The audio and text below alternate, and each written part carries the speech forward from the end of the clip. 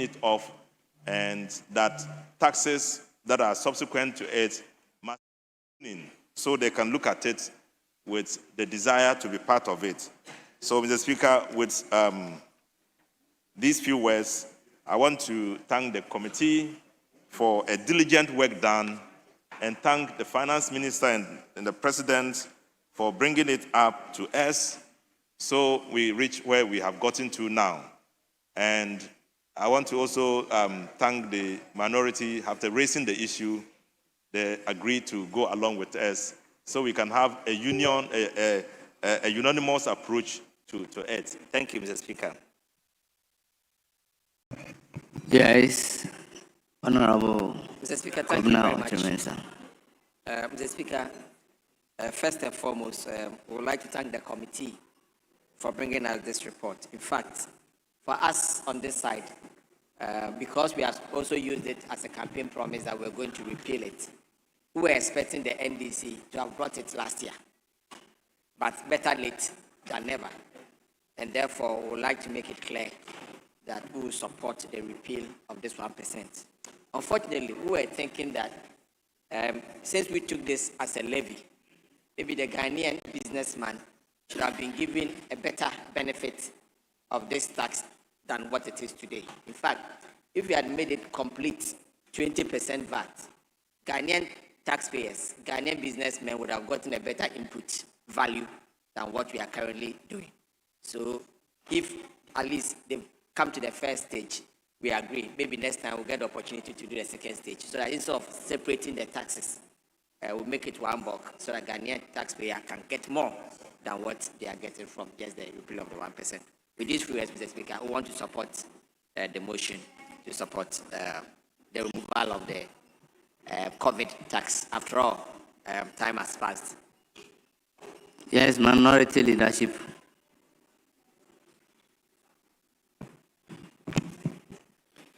Speaker, ordinarily, repealing a tax law should not generate any debate, ordinarily.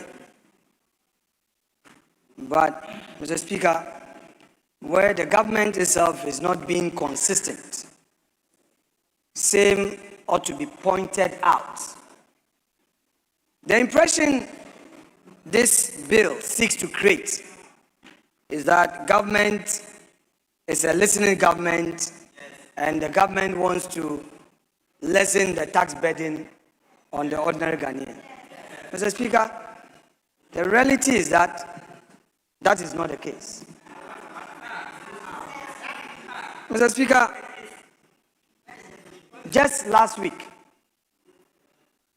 the government came to this house with a 20% tax exemption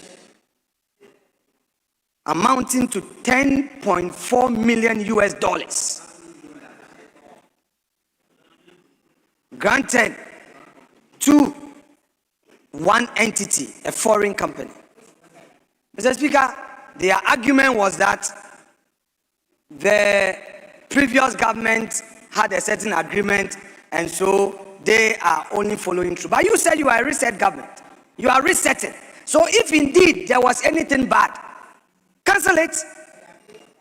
If it is bad, cancel it. Don't come here and claim that, oh, we are trying to do it better. Do what better? If that agreement at GRA was a bad agreement, I dare you to cancel it. Don't come to this house and further grant $10 million to that company if you say it is bad. 2, Mr. Speaker, this year alone, the ordinary Ghanaian who uses electricity has been burdened with a total of 18.4% electricity tariffs alone. 18%. This is the total tariffs you've imposed on the ordinary Ghanaian.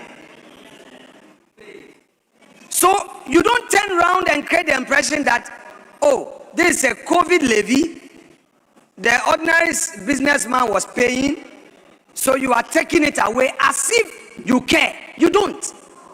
This year alone, Mr. Speaker, whereas in 2018, the Akufo-Addo government through PURC, announced a total tax tariff adjustment. And in this case, it was a reduced tariff adjustment, ranging from 18 to 30%. Households enjoyed 18%, corporates enjoyed up to 30%. This was the status quo ante. When you came into office this year, you have increased electricity tariffs up to 18.4%. If you care about the ordinary Ghanaian, why did you impose the tariffs? 3, you have imposed a 1 Ghana cedi levy on petroleum products at the pump. Any Ghanaian going to buy fuel, any liter purchased, additional 1 Ghana cedi is paid. Mr. Speaker, if you calculate, it is far in excess of the amount you claim you are given by way of repealing this law. Mr. Speaker, a government must be principled and consistent.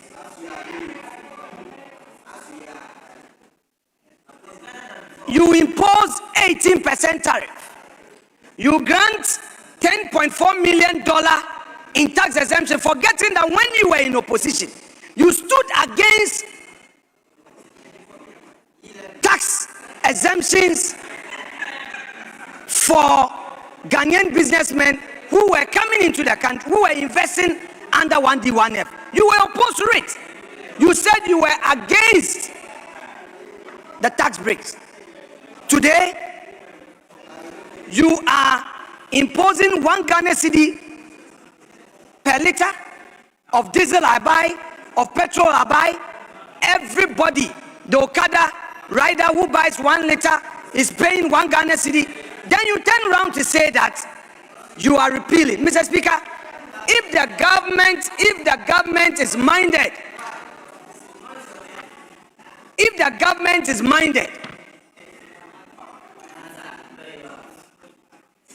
to indeed relieve the ordinary Ghanaian of the everyday hassle, it should demonstrate that by immediately repealing the levy on diesel and petrol. Then we will take you serious. So, Mr. Speaker, they should immediately reverse the 18% tariffs that they've imposed on electricity. Then Ghanaians will take them serious. You don't come here and then you say we should praise you because you are repealing this COVID levy. Mr. Speaker, no, I do not take such posture serious. Mr. Speaker, we have witnessed a situation where this government promised the importers that they were going to have reliefs. They were going to take away taxes on importation of spare parts. What have they done about it? In your 2026 budget, you said nothing about it. That was so kind. Spare part dealers have been disappointed by you. You disappointed them, you know it. If you are really interested in taking away taxes, there are huge taxes that you imposed when you were first in office far back 2016. You should deal with it. Don't get up and introduce these small things, and then you are interested in the PR, the optics. Honorable Deputy Minister of Finance, let's take this governance serious. Look, it's your time to rule, but leave a record anchored on principle and consistency, not convenience. If my mother in Winneba would have to pay 18% more on electricity, my dad in Chairman would have to pay 18% more on electricity. That is real impact. The ordinary folks at Ashaman, the ordinary folks at Choco, Nima, those at La, the poor people in your constituency, Honorable Deputy Finance Minister, are paying 18% more on electricity because when you came into office, that is what you chose to do. You are telling the Okada rider to pay 1 Ghana cedi on each liter of petrol he buys. That is what you are doing. Then you turn around to say you are repealing what? Why did you impose that energy recovery levy, which was not in place when Akufo-Addo was in office? Whereas your predecessor reduced electricity tariffs, you are increasing electricity tariffs under your so-called reset. And you want us to praise you when you even forgot about your own promise of 1 job, 3 shifts. Mr. Speaker, we are not against this in principle, but for their inconsistency, for their lack of principle, we want the Ghanaian people to know that they deserve better and that they should not fall for this mischief. The ordinary Ghanaian must know that he or she has been overburdened with more taxes than it was previously. People cannot afford electricity. People cannot afford petrol and diesel because you are making life difficult. Yes, that is true. Because you can afford, you think that the Okada rider is not burdened. If the Okada rider buys 10 liters, if he buys 10 liters, well, you need your bill, keep shouting. You need your bills, keep shouting.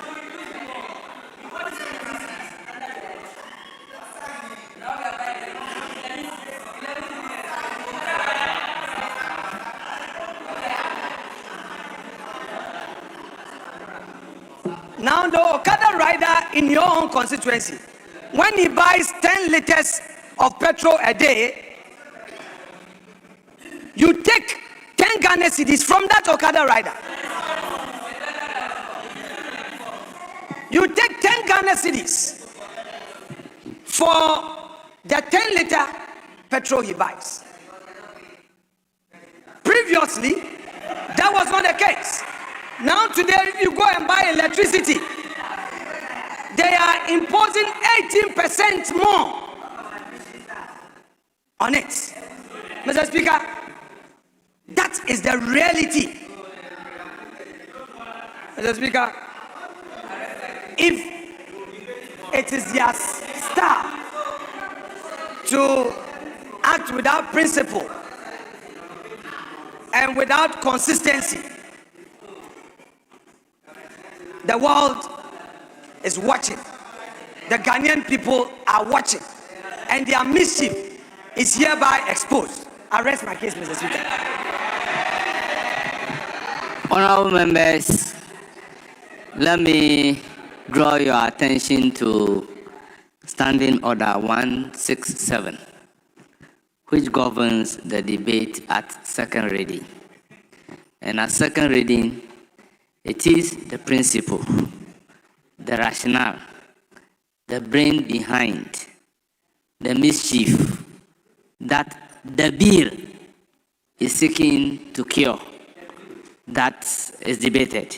And all members, the bill under consideration is COVID-19 Health Recovery Levy Repeal Act 2025. Yes, Honorable Adongo, I thought you presented the report. Yes, Mr. Speaker. Mr. Speaker, this is a House of Records. You won't leave this chamber before you see all that is happening on TikTok. And all that is happening here is not about rules. It's about what they will say on TikTok. And there are a lot of misleading information, in fact, lies that have been peddled here. It is not true that Akufo-Addo did not increase electricity tariffs. He was imposing increase in the electricity tariffs every quarter under the pretext of IMF. We paid close to over 100% tariff increase in 1 year under the IMF program.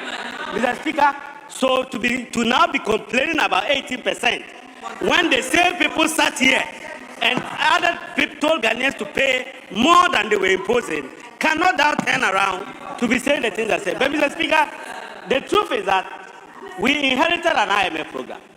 In that IMF program, they had gone to sign an agreement with Tata. And that Tata agreement became a benchmark for the people of Ghana to meet. Now we had inherited an IMF program where they had already gone to take close to 2 billion. If we cancel the agreement, where were we getting the 2 billion to go and give to IMF? So we needed to make do with it.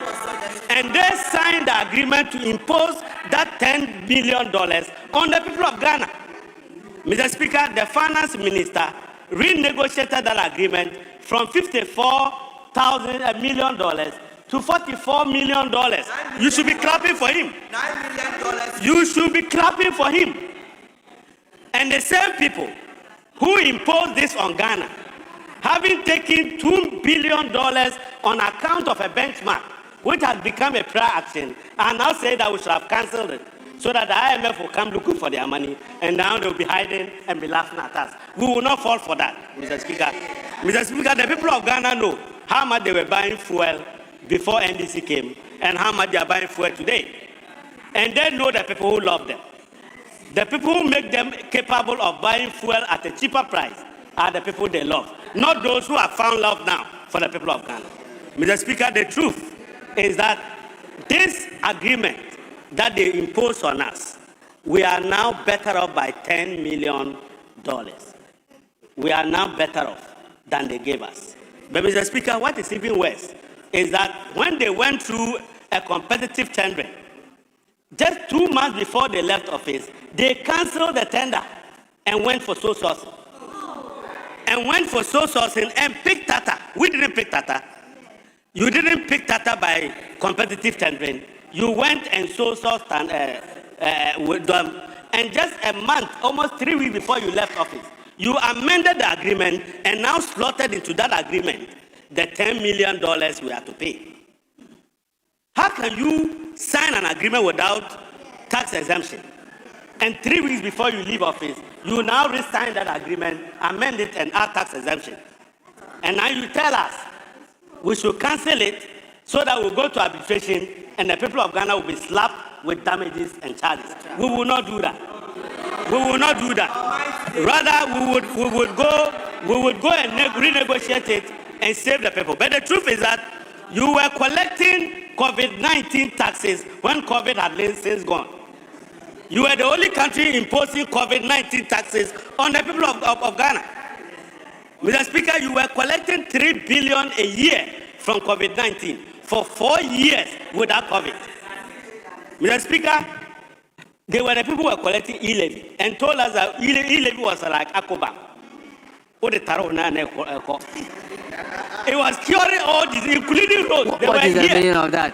It was as if they were actually blackmailing us. What is the meaning of what you said? So, Mr. Speaker, the people of Ghana know.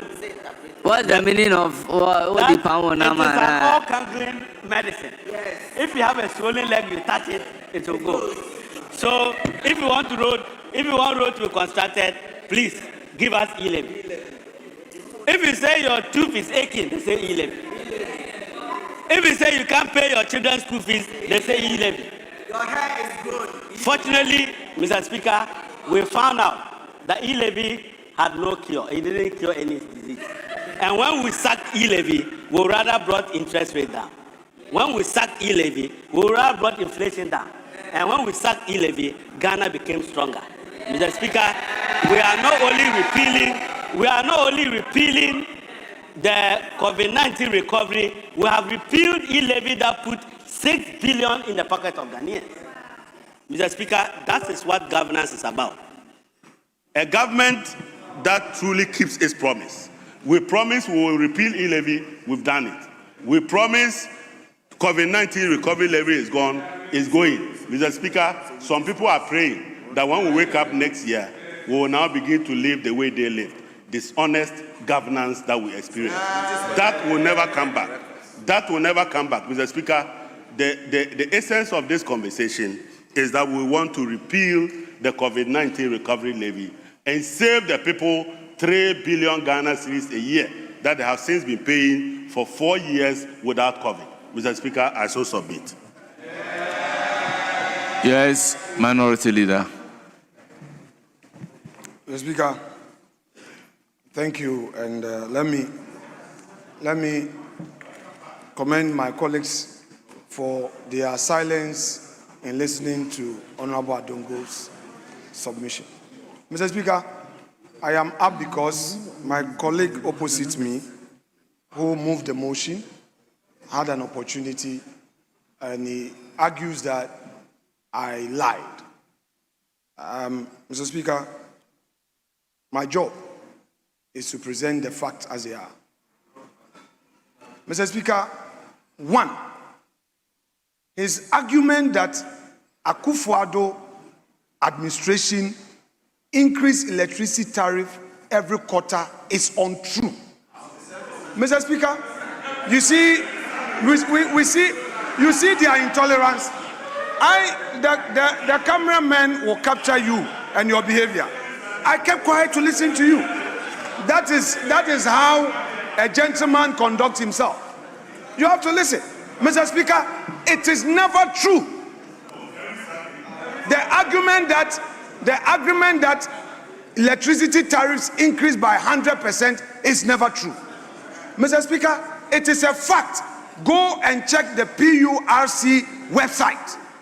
2018, major tariff reduction was announced. It's there, ranging from 18 to 30%. Two, it is a fact that since you assumed office, you have increased electricity tariffs by 18%.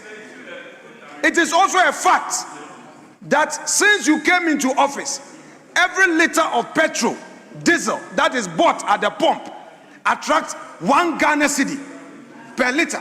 I am saying that you are inconsistent. You are a government of convenience. You lack principle, and it is backed by facts.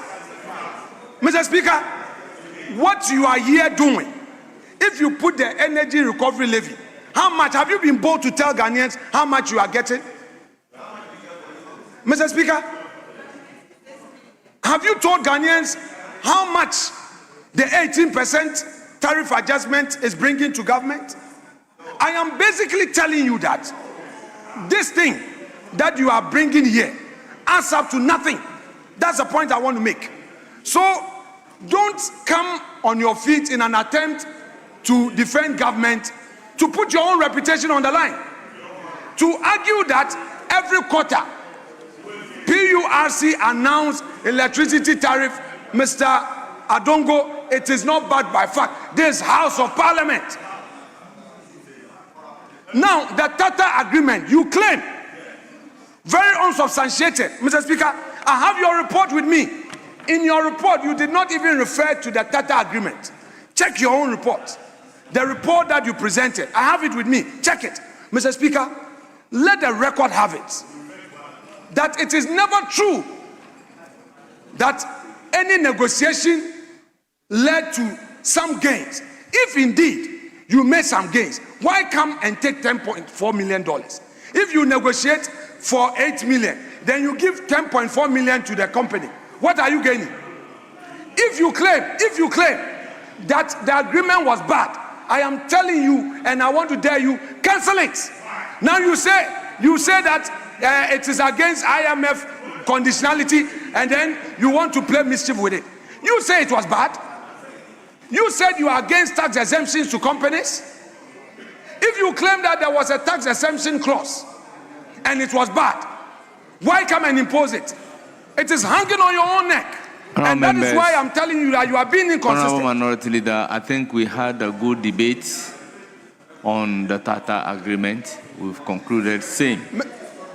Mr. So Speaker, if Mr. we Speaker, can this is where, humbly- Mr. Speaker, with respect. Yes. Mr. Speaker, please bear with me.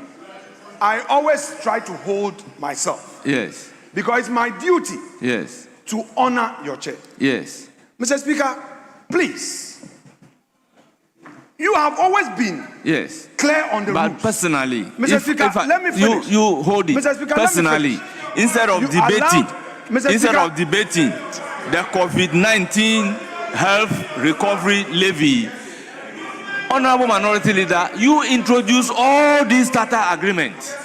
You went beyond the COVID-19 health recovery levy, contrary to Standing Order 167, and introduced all these matters.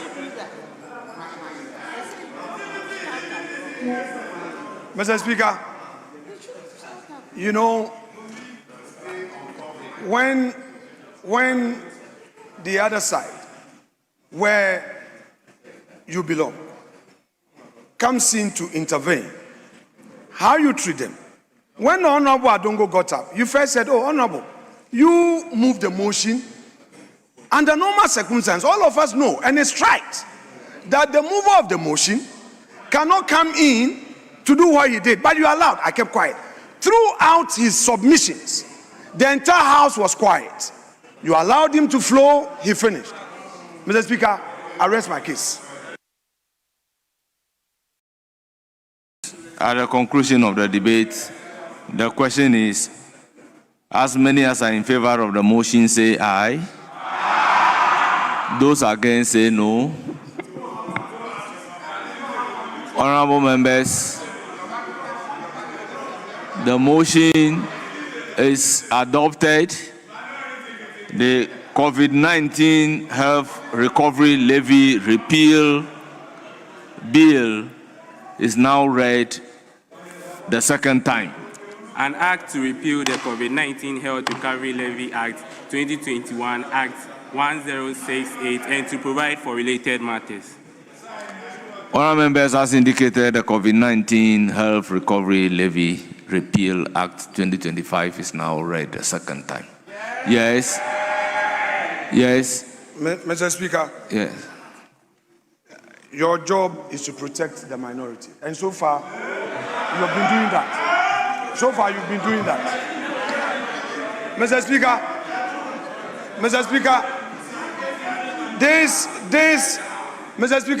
this majority must be careful of their conduct this afternoon. They are sitting here with, I have counted you. You are 72. So if we are not pursuing certain matters, stop shouting, Mr. Speaker. They should, no, Mr. Speaker, it's a serious matter. We decide to cooperate with you. You have 72, Mr. Speaker. You have 72. If you have 72, back it with your good conduct. If you want to be rowdy with your 72, you will be compelled to bring your so-called 189. If you would be rowdy and disrespect us, you would have to bring your 189. No, you are 72. We are working together. Let's work together. You are not even up to 73. And we can count now. So if you will be here shouting, and the backbench you want to be heard, you want to be seen, then we'll be compelled to get your numbers in. So you are being forewarned.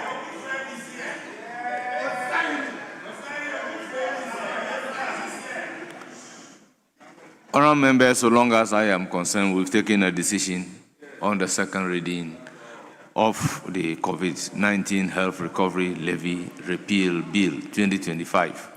I would therefore ask for any indication, but not to open the floor for same to be debated. Yes. Speaker, Majority Chief Whip. I won't challenge you at all. Speaker, save that the phrase, the so-called 189, the so-called 189 is unparliamentary.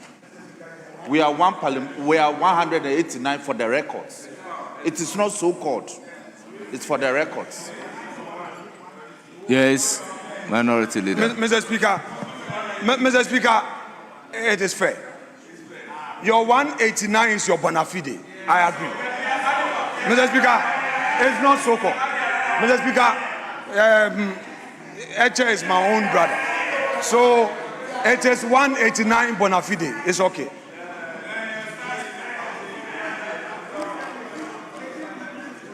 Yes, Honorable Deputy, are we through to continue with motion number 4?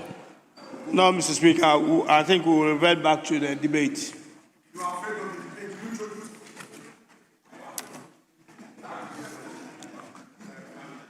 Honourable members, it's now the turn of Honourable Joseph Apia. You have 15 minutes.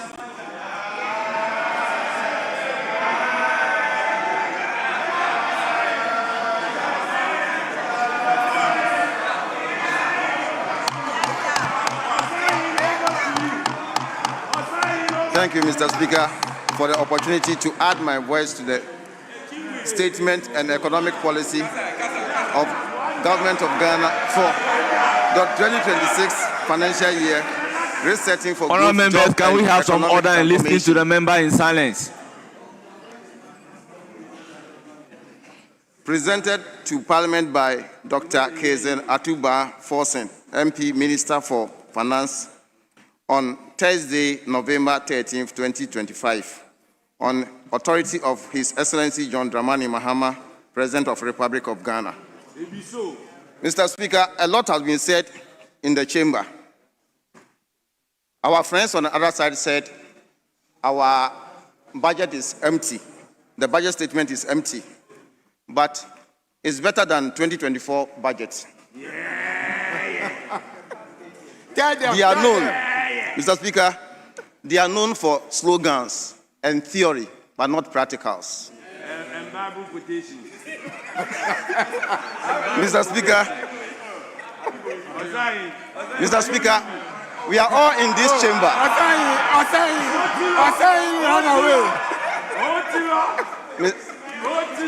Mr. Speaker, we are all in this chamber when Education Minister sold a sheet of photocopy for 60 Ghana cedis. They saw nothing wrong with that. But this budget is budget of hope. This budget will give us good roads. Yes. This budget will give us good schools. Yes. This budget will give us potable water. This budget will give us electricity. This budget will give us good food. Because during your administration, we hardly have 2 square meals for a day. Sometimes you have to go 0-1-0. That's empty stomach in the morning. Then in the afternoon you have meal. Then in the evening you have 0. But now the nation builder is back, and he's not back for nothing. He's back to put his hands in the archives to bring out the memorabilia that he left behind. Tell them. He's here to help the good people of your constituents, for them to also enjoy Feed Ghana program. You brought up something called Planting for Food and Jobs. And Planting for Food and Jobs, the same year that you brought Planting for Food and Jobs, Kenke was at 1 cedi. But before you left government, it was 7 cedis. Planting for Food and Jobs. At the time you assumed office 2017, fertilizer was free. But before you left, fertilizer was 450 Ghana cedis. Before you left power, you left us with so many taxes. Like emission tax, like sporting bet, baller tax, all taxes. You left it for us. But we are lucky to have the nation builder back on track. And Ghana will not remain like this. Ghana will grow from generation to generation under His Excellency John Dramani Mahama. So, Mr. Speaker, I want them to join hands with us. And those who are internally or intentionally choke themselves with wax, that we are coming back to remove those wax from their ears so that they can listen to what is going on. Those who think that they have selective hearing, we are here to give them hearing aid. Yeah. Those who think that politically they are blind, we are sending them to optometrists. Yeah. Those who think that this budget is not good budget, we are telling them that there's no way you can compare apples with tomatoes. There's no way you can compare Akufo-Addo's administration with Mahama's administration. It is completely unmatched.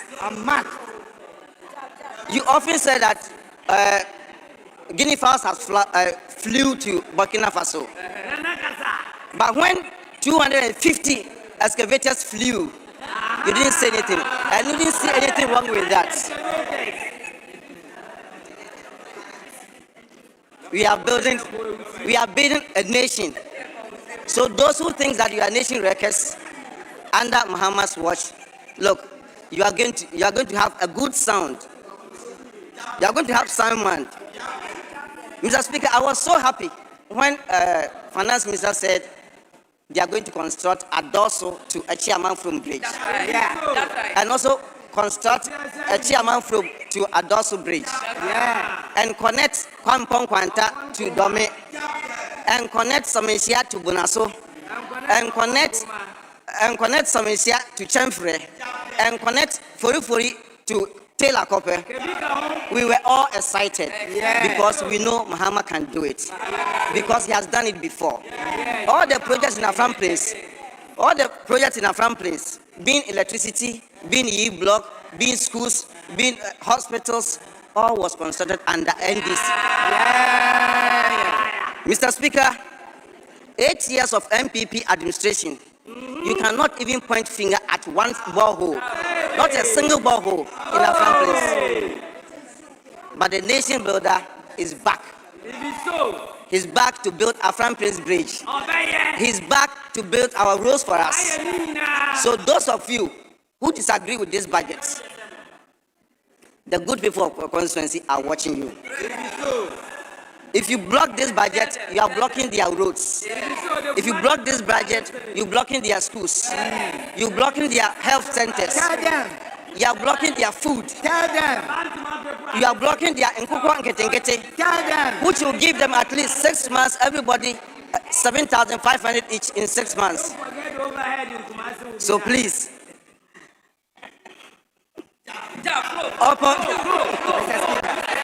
Mr. Speaker. Mr. Speaker. Mr. Speaker. Mr. Speaker. Mr. Speaker. Mr. Speaker, once upon a time, MPP government used Afram Plains Bridge to source for loan. Running away.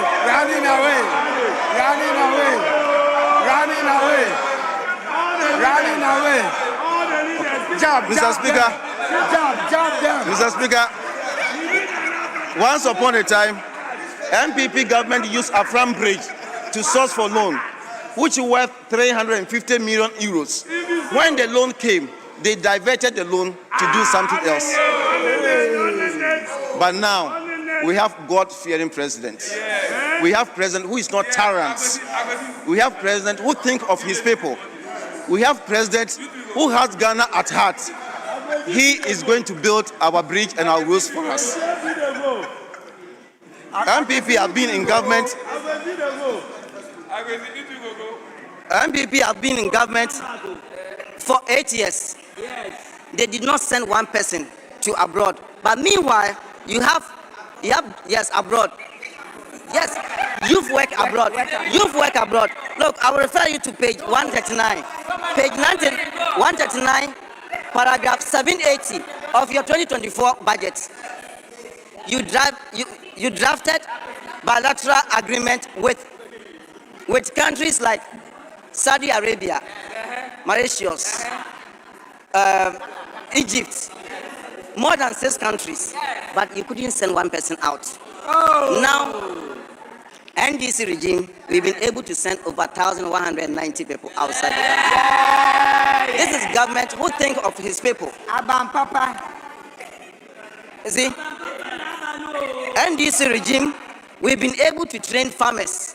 That's cooperative society. We've been able to train over 13,441 farmers. So government who thinks of his people always think of getting food for them. That's agriculture.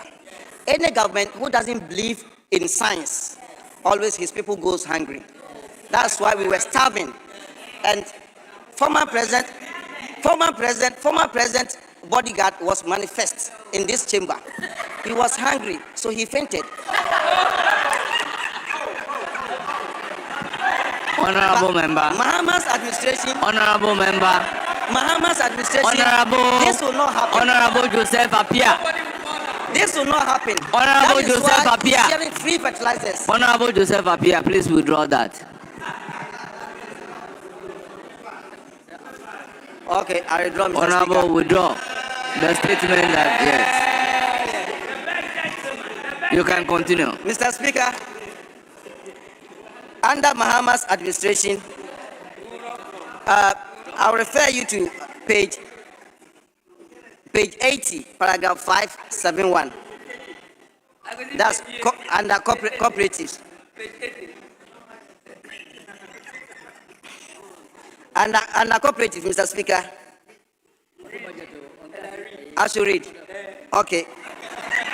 Mr. Speaker, under cooperative, we registered 13,144 farmers. We registered 13,144 farmers through entrepreneurship. But what did you do? You didn't train anyone at all. You did not train anyone at all. So there's no way you can compare NDC with MPP. Not at all. Mr. Speaker, 2026 budget, page 64, paragraph 433. With your kind permission, I read. Mr. Speaker, aligned to 24-hour economy, we launched the Feed Ghana program, which in April 2025 to scale crop, tree crop, livestock and poultry, and agri infrastructure. So far, consolidate yield in 2026 below. So 2026, Mr. Speaker, Agric Ministry has 2025 has delivered maize seed. That's 2,000 metric tons. Rice seed 1,000 metric tons. Fertilizer 50,000 metric tons. 2026, we aim to deliver 4,388 metric tons. That stands for over 200%. Yeah. 2026, when it comes to rice seed, we are delivering 31,000 metric tons. That stands for over 300%. Yeah. Sorghum, 240 tons. 240 tons for sorghum. And fertilizer, instead of 50,000, is going for 272,000 metric tons of fertilizer. That stands for over 544%. Yeah. So this is a government who thinks of his people, who feeds his people, who has his people at heart. Not tyrant governments who always trying to suppress his people, who want chief and elders to bow down before they greet him. That is not the leadership. Leadership is the one who carry his people along. No. You see, so under your planting for food and job, you said you are going to make poultry abundant, but there was no poultry. You have to import poultry, and it was so expensive because dollar was so high. Dollar was over 17. When you were coming to power, you were running your mouth. You think governance is about running mouth. When you were coming, you said, Ghana, we are sitting on money, so money is no problem. But because of bad governance of Mahama, when you came, dollar was at 4, and dollar rose to 17. When you came, a ball of kenke was 1 cedi, and went to 7 cedis before you left office. When you came, egg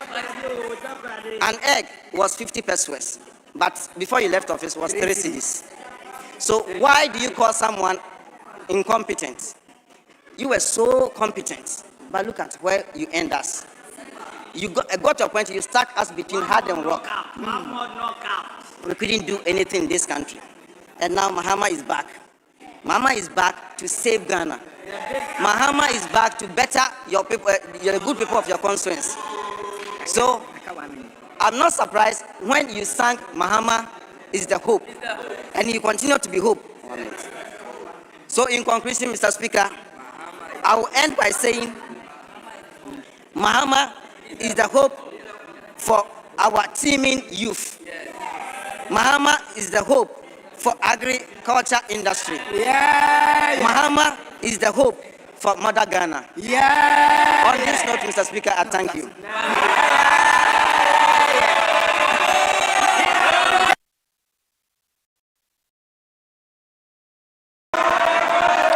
Honourable members.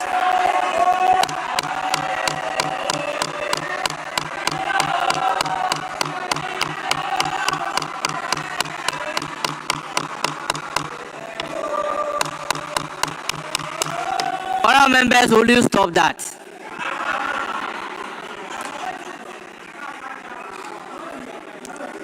Honourable members, it's now the turn of Honourable Michael Kwasi Edo. You have 15 minutes. Thank you. Thank you very much. Brain is about to speak. Thank you very much, Mr. Speaker.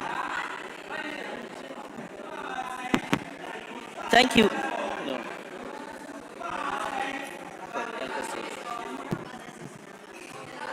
Thank you very much, Mr. Speaker, for giving me this opportunity. Mr. Speaker, for the past couple of days, I've listened to submissions from our colleagues on the opposite side.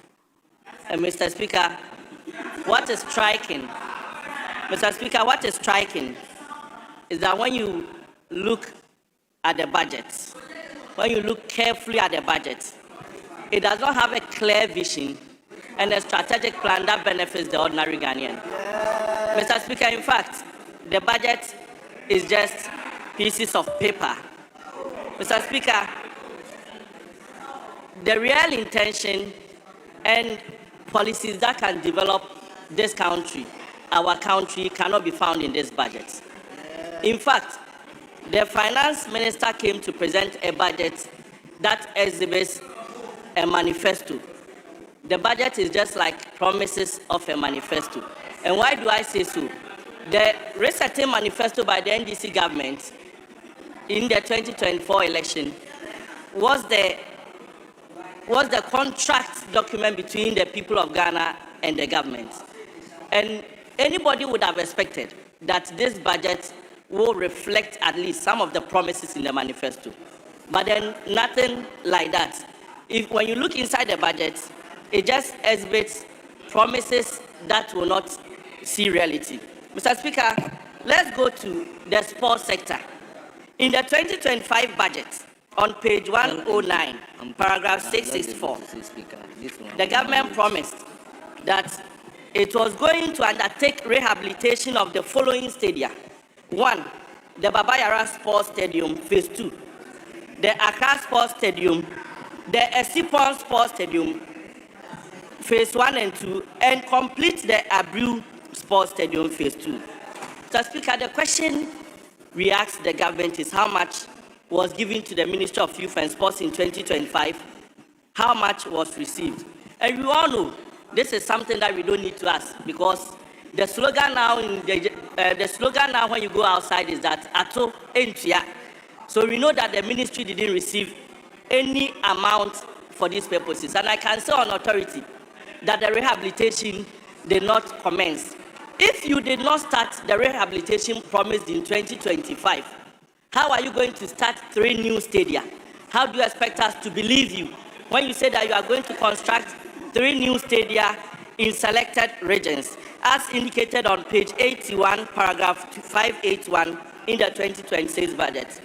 Meanwhile, Mr. Speaker, on September 20th, when the Asante Kotoko and Bebiani Gold Stars Football Club visited the Jubilee House, the President, His Excellency John Dramani Mahama, promised that 7 new stadia was going to be built in 2026. You promised 7 new stadia in the Jubilee House, and then your finance minister comes to Parliament and presents a budget, and in the budget, it is just 3 new stadia. Can we trust the president? We cannot trust the president. Mr. Speaker, the government promised also that they were going to give jobs to Ghanaians. And when you look inside their manifesto, in the resetting manifesto, under the 24-hour economy, Mr. Speaker, I read on page 22 in the manifesto, they said the 24-hour economy is a deliberate policy intervention by the incoming NDC administration to stimulate economic growth by creating an enabling environment for businesses and public institutions to operate 24/7. Listen, 3 shifts. 3 shifts. We didn't say 2. 3 shifts in 8 hours. And inside this manifesto, they indicated that DVLA and GAPOA, the ports, were some of the agencies that they were going to run their 3 shifts. Mr. Speaker, I dare ask, are we running 3 shifts in these agencies? No. Have we been able to employ the mass, the youth that we promised them these employments? Mr. Speaker, under youth development, the question we want to ask the finance minister and the government, where are the regional digital centers that was promised? Where is the $50 million FinTech Growth Fund and the zonal ICT parks that were promised in the manifesto? Where is the National Employment Trust that was promised? For your 24-hour economy, I don't even want to dwell so much on it, because Mr. Guzitano had indicated that they will need $4 billion to implement 24-hour economy. When you look inside the budget, it is a paltry 90 million cedis. And this 90 million cedis, I can say that it is not for anything. It is just chop. It will not do anything, because as it stands now, there's no implementation plan for the 24-hour economy. Mr. Speaker, I leave the finance minister with these few words from the good book, the Bible, the Holy Bible. In Proverbs 25:14, Mr. Speaker, in Proverbs 25:14, let me quote from the Bible: like clouds and wind without rain is one who boasts of gifts never given. And I repeat, like clouds and wind without rain is one who boasts of gifts never given. And in Proverbs 19, member, are you quoting from the Revised Standard Version or which from one? From the Bible. Mr. Speaker, you can check. Or New Edition? Mr. Speaker, if you have a Bible, you can check. Proverbs 19:2. Mr. Speaker, desire without knowledge is not good, and whoever makes haste with his feet messes his way. Promising new 3 stadia before completing existing renovation in a haste is not sound planning, Mr. Speaker. Yeah. Mr. Speaker, under the energy sector, I saw in this budget that the government was mentioning that they've been able to increase revenue of ECG and so on. Where did that increment came? The increment came from the taxes that you've imposed on Ghanaians, the tariffs that you've increased. Today, you've increased tariffs by 18.4%. You've added 1 cedi levy to us. Whenever we buy fuel, every liter of fuel, we pay 1 cedi. Mr. Speaker, when you go to ECG will tell you that the previous government purchased 1 million smart meters, and that has increased their revenue. And because of that, next year, they're also going to procure 3 million smart meters. Somebody had wisdom, somebody saw planning, somebody had vision to implement smart meters, which increase revenue of ECG. Yeah. Mr. Speaker, apart from that, the same ECG, the controversial Haptel that people indicated that it belonged to some people in this country. ECG had indicated that Haptel, the technology that Haptel is using, has supported their revenue increment. Yeah. So, Mr. Speaker, to dwell on the issue of power, I've seen in this budget that the finance minister says new power plants from AXA and Senate are coming on board. We should give applause to the past government. they implemented these things, put these things in place, so that 2025, 350 megawatts and 300 megawatts from Senate Energy and AXA Energy will come on stream to support our energy needs. Apart from that, the previous government invested in a lot of projects in the energy sector, including substations and so on. That is what is stabilizing our power today. Mr. Speaker, today we have given the Energy Ministry, we have given this government enough money because they are taking 1 cedi from our pockets to pay for fuel and legacy debt. Debt that they created, killer debts that they created from the take-or-pay contracts that they signed, the monster take-or-pay contracts that they signed. Yes. And today, Mr. Speaker, they turn around and tell us that we left debt. During the Akufo-Addo government, Akufo-Addo was spending almost 1 billion cedis every year to pay for these debts. And when you come to us and Ghanaians offer 1 cedi to be able to pay, you don't sit back and clap your hand and think you've done anything. You've not done anything special. Yes. Mr. Speaker, let me go to the tourism sector. It's good that I see my brother Kwame Asare-Obeng in the house. I was looking around to see if I will see Honorable John Dumelo also in the house. Quite interestingly, Mr. Speaker, one of the key programs that the previous government instituted was the year of return and beyond the return. Yeah. The year of return and beyond the return. Yeah. These programs redefine the arts and culture, the tourism of this country. Yeah. These programs brought a lot of tourists into this country, supporting the creatives in that regard. Mr. Speaker, because of political expediency, this government came and they said they were introducing something called the Black Star Experience. Kwame Plus, have you experienced the Black Star Experience? Is the question I want to ask my brother. Mr. Speaker, in their manifesto, on page 51, they indicated the NDC government will create and promote the Black Star Experience as Ghana's flagship culture, arts and tourism brand to redefine and affirm our Ghanaian identity, attract investment, create new jobs. Where is the Black Star Experience? We are in November. We are getting to December and nothing can be shown. And Mr. Speaker, I'm not surprised because even the budget allocated to the Ministry of Tourism is not enough. How can you allocate 250 million to the Ministry of Tourism and allocate 292 million to sanitary pass? That is revealing. It tells you how you take the creatives in this country. Mr. Speaker, my time is almost up, and as I'm rounding up, I would like to say that this government at one time killed the creative industry with Dumso. Nana Akufo-Addo came, revived the creatives with pragmatic programs like the year of return and beyond the return. Yeah. December in Ghana was the brand to beat, to the extent that other countries in Africa are even trying to emulate. And today, we are going into December, we cannot see anything from the budget that has been read because the tourism ministry is not being supported, the creatives are not being supported, and I can say on authority that December is not going to be a December to remember again. Mr. Speaker, on that note, I'd like to end here and say that, and end with this verse. Mr. Speaker, I'd like to tell my colleagues that in Proverbs 6:6, this is a very common verse. It says, oh sluggard, consider her ways and be wise. She gathers her bread in summer and prepares her food in harvest. This quote from the Bible refers to the ants.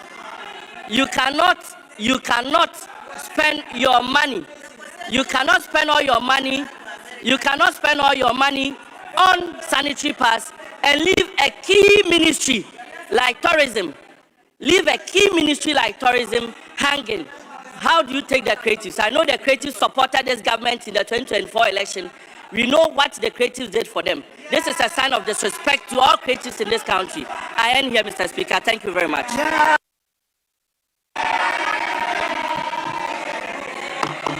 Yes, Deputy Majority Leader, any indication? Deputy Majority Leader, any indication?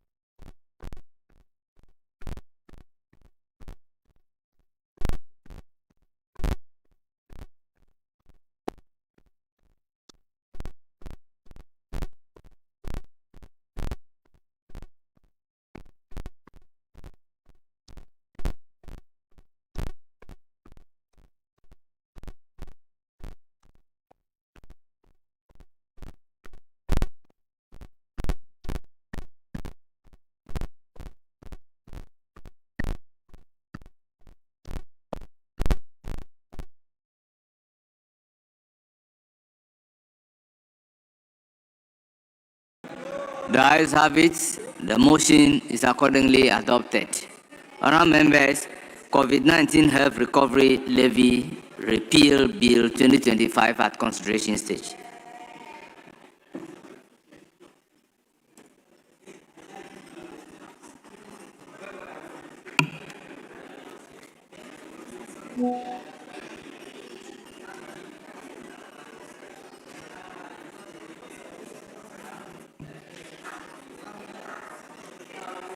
Yes.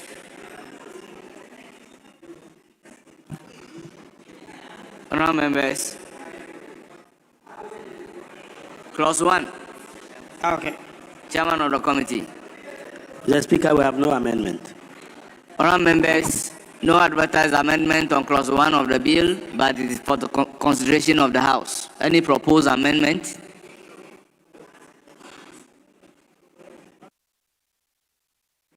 It's come now.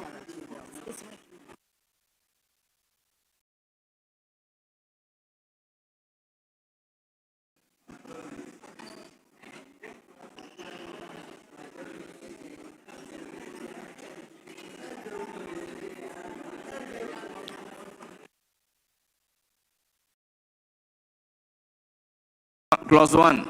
At 1068 repealed. Yes, Chairman of the committee. Mr. Speaker, we have no amendment. Honourable members, it is for your consideration. Any proposed amendment?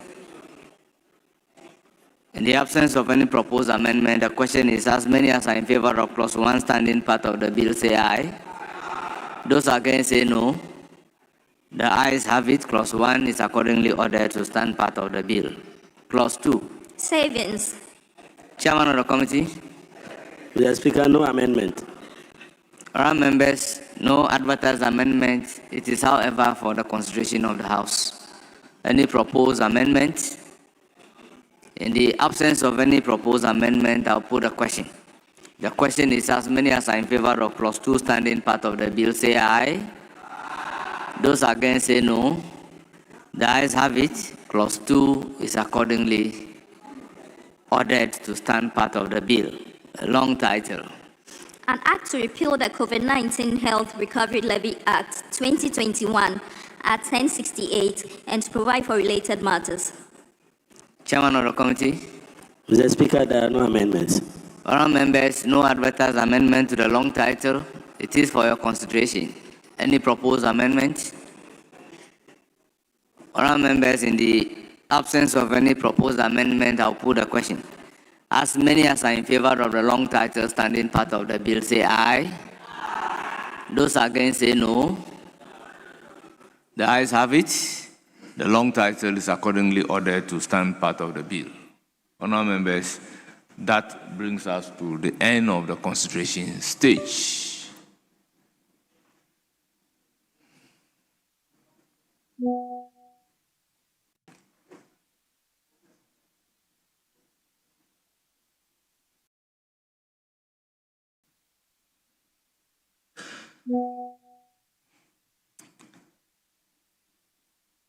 Yes, motion numbered 6.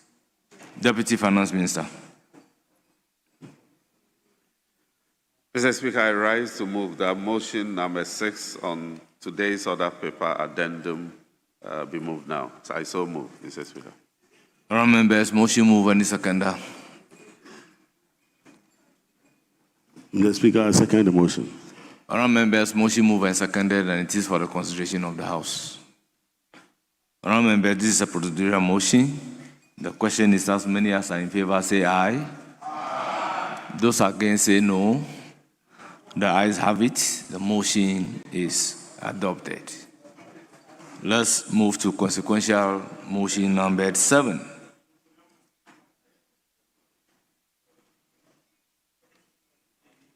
Motion number 7. Mr. Speaker, I move that motion number 7 be taken now. I so move, Mr. Speaker. Motion move. Any seconder? Mr. Speaker, I second the motion. Honourable members, it is for your consideration.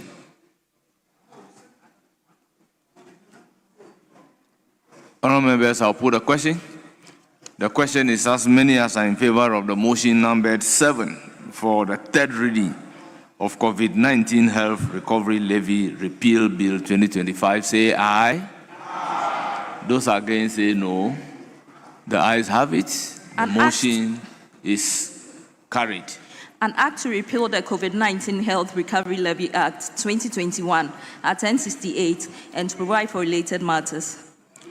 Honourable members, the COVID-19 Health Recovery Levy Repeal Bill 2025 is duly read the third time and passed.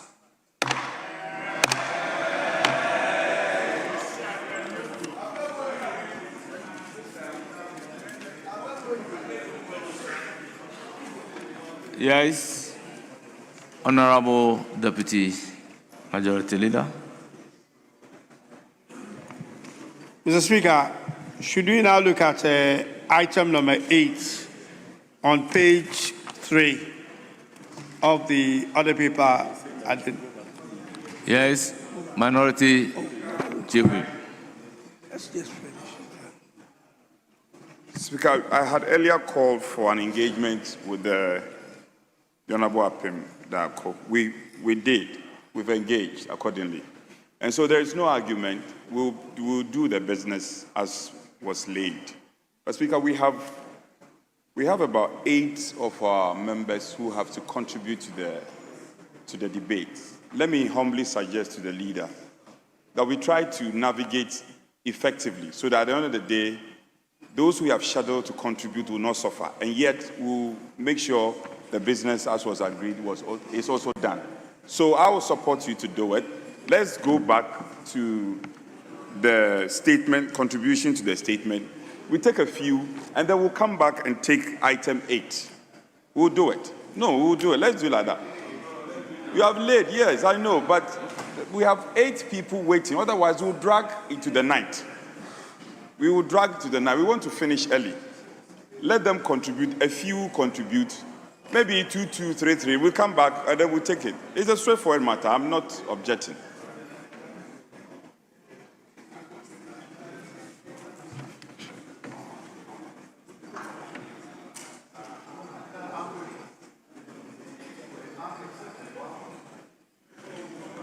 Mr. Speaker, yeah, fair enough. So we will do 2-2 of the debate, 2 on each side, and then we'll come back to the bill. Thank you. Very well. Honourable members, it's now the turn of Honourable Dr. Nawani. Honourable Dr. Nawani, you have the floor. You are speaking for 15 minutes.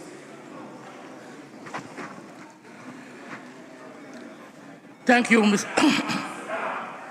Thank you, Mr. Speaker, for the opportunity to comment on the budget statement and economic policy of the government of Ghana for the financial year 2026. Mr. Speaker, I want to thank President Mahama and his finance minister, Honorable Atufosin, for presenting a healthy budget. Right, Honorable Speaker? This budget is so good that when you read it, you don't get headache. When you read it, you don't get hypertension. When you read it, you don't get stress. When you look through it very well, you don't get any anxiety. And right, Honorable Speaker, you don't get depression when you analyze the budget. Right, Honorable Speaker, it is said the health sector, we don't play politics. But we must speak the truth and nothing but the truth. We inherited a health financing system that was strangulated. The National Health Insurance Authority that was supposed to be used as a vehicle to finance healthcare was said that they were not getting their releases. Was said that it was capped. The money that was collected in the name of the sick, the money that was collected in the name of accident victims was diverted and used for some other purposes. Yes. And that is the type of health insurance that we inherited. I must say that common things like vaccine that we used to procure without any problem. Indeed, under our friends at the other side, at that corner over there, right, Honorable Speaker, we had problems with vaccine. Said that we had outbreaks of measles in the northern region, outbreak of meningitis, cholera, diarrhea. All this because we could not procure vaccines. Indeed, the counterpart funding for the procurement of vaccines was so difficult to come by that I wondered what type of country that we live in. Procurement of vaccines became a problem even during the COVID era. If you recollect, the Sputnik vaccine that was supposed to sell below $10 and yet was procured for $26. This is the type of nation that we have inherited. And that is not all. About 74,000 health workers are still in the house, of which 50,000 are nurses. And I always say that this is a security threat to the nation. It is just like policemen. You take in the policemen, you teach them how to shoot a gun, and then you don't employ them. And there's no policy on the ground that we inherited that was supposed to assist us employ these people. Right, Honorable Speaker? The Agenda 111. I always wonder, we had a lot of money, about $400 million.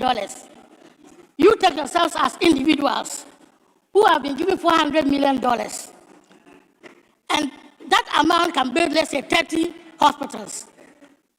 And we decide that, no, we will spread the money and build 101 hospitals. In the long run, we did not contribute a single bed to the bed capacity in the country.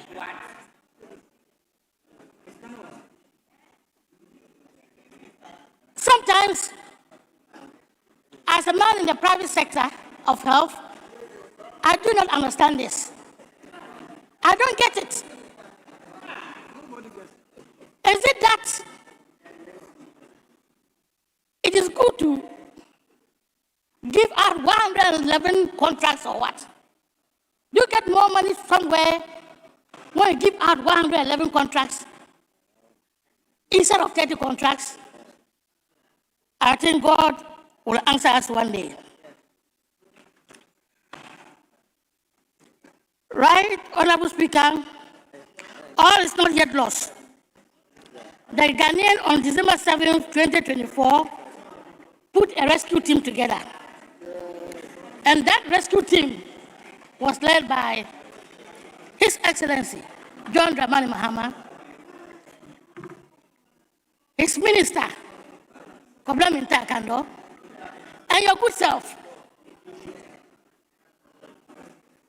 Right, Honorable Speaker, with your health committee to rescue this country from these our friends at the right corner over there. And indeed, we intend to make the next 3 years the golden age of healthcare delivery in Ghana.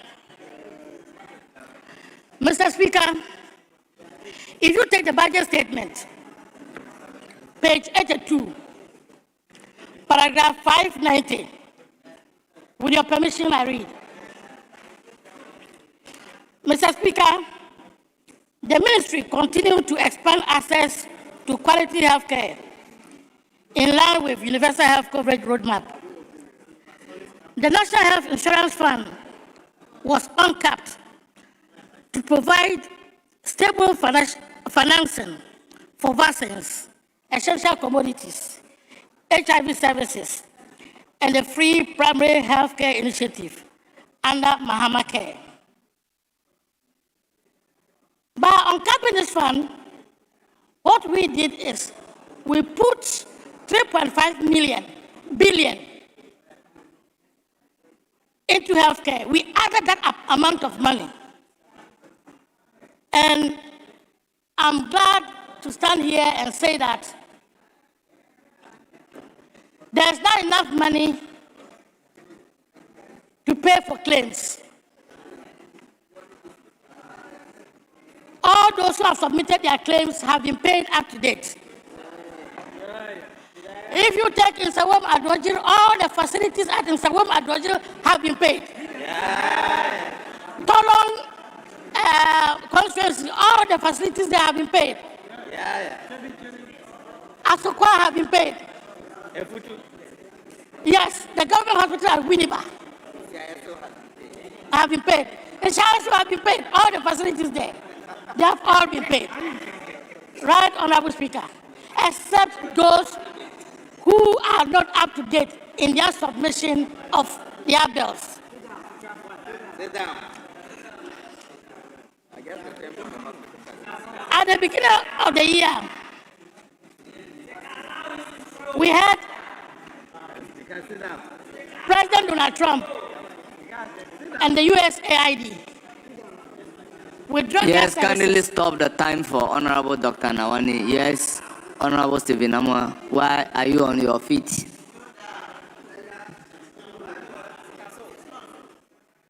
Thank you, Mr. Speaker.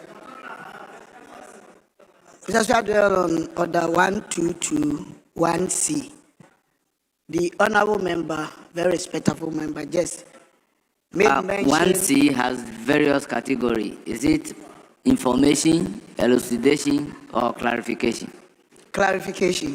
Mr. Very Speaker. well. What are you seeking for him to clarify? He made mention of a statement or a piece of information that my constituency has been paid, and they are watching.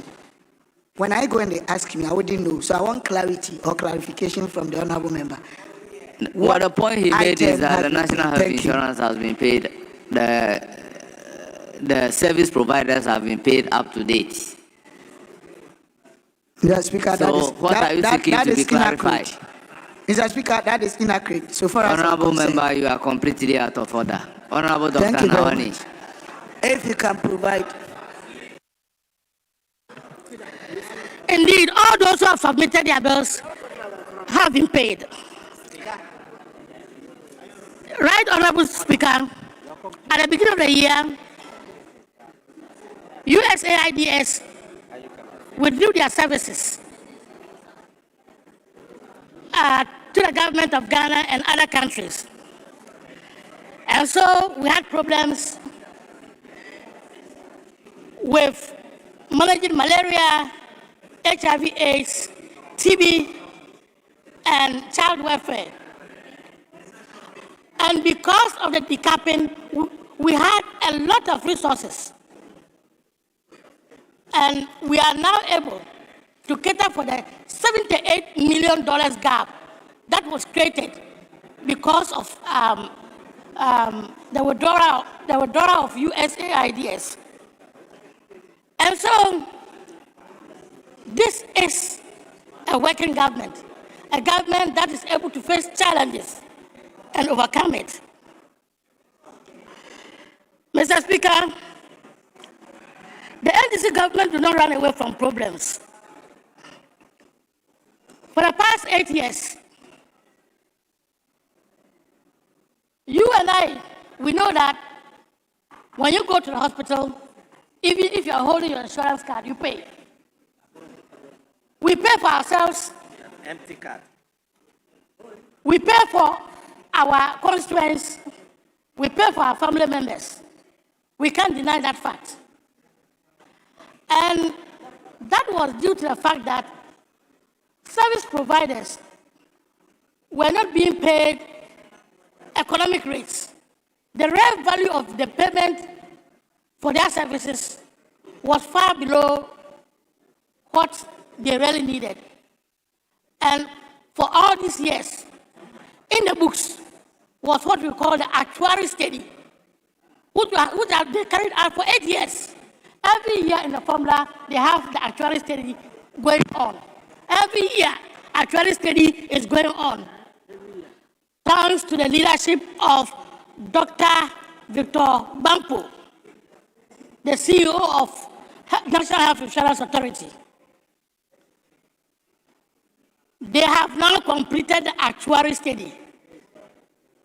And I'm happy to inform you that they have now realized that they need to increase the tariff rates by 120 to 180%.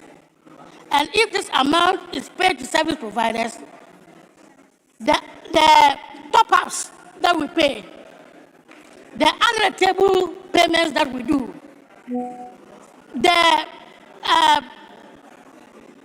all other payments that we do over there will come to a halt. In fact, what the honorable man sometimes describes as co-payment will be a thing of the past.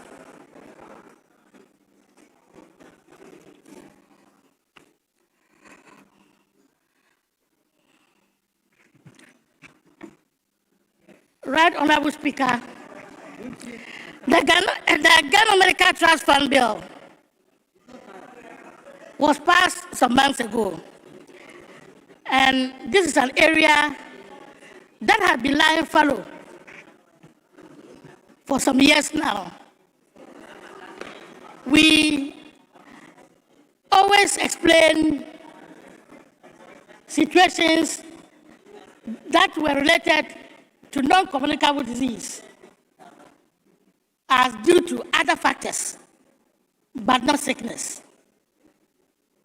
For example, if someone should die of cancer, we sometimes explain that it is due to witches and wizards. If somebody should die of hypertension, diabetes, and these other sicknesses, we explain that it is due to your grandmother somewhere else that is causing all this. And that was because there was no adequate funding. We could not diagnose this disease. So we attributed everything to African electronics, to the fact that no, it is your mother, your father, or your old lady somewhere else that was causing these problems. Now we have enough money. 20% of the NHIA have been fenced for the purpose of taking care of non-communicable disease. And right Right Honorable Speaker, this money is going to be used for specialist care. In other words, only at the top that it will be used for.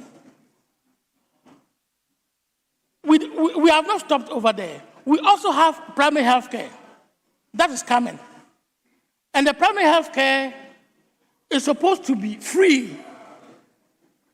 Free for anybody that will attend the chief's compounds, the health centers, the clinics, the polyclinics.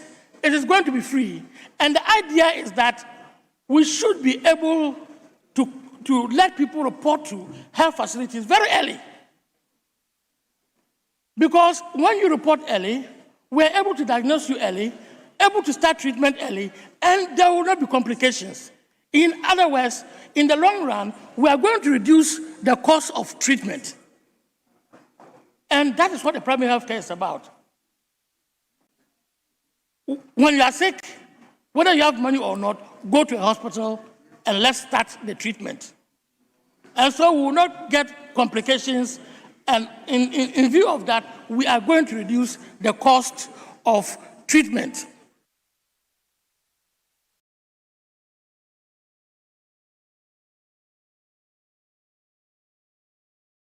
Remember, your time is up. I will then proceed to give the floor to Honorable Charles Forson. Honorable Charles Forson, you have 15 minutes. Thank you, Mr. Speaker. I rise to comment on the statement, on the budget statement made by the Finance Minister. But prior to, I wish to empathize and sympathize with the 6 lawsuit courtesy the airwork disaster. Mr. Speaker, the budget as presented by the Finance Minister, my namesake, I must say, well, it's a rather an unfortunate budget in the sense that it doesn't give a practical solution to the needs and aspirations of the good people of Ghana. Mr. Speaker, why am I saying so? I'll draw on the so-called 24-hour economy. We are told that the 24-hour economy is going to transform the unemployment landscape of the country. The allocation, as according to the budget, is just 110 million, which is even less than the 10 million waiver that the Finance Minister gave to one corporation just last week. Mr. Speaker, 110 million, if you strike it by, if I'm using a benchmark of about 1 million Ghanaian youth who are unemployed as a base to be given to them to go into farming or into business, meaning that each person is going to get a paltry 110 cedis. They told us that they are going to use the 24-hour economy to transform everything and to reduce unemployment drastically. Rather, in the same budget, Mr. Speaker, in the same budget, an allocation of about $1.2 billion is being earmarked for aircraft for the comfort of the president. And other Honorable member, kindly withdraw. Other than that, you link it to the budget where it is stated that an amount of money has been allocated for the comfort of the president.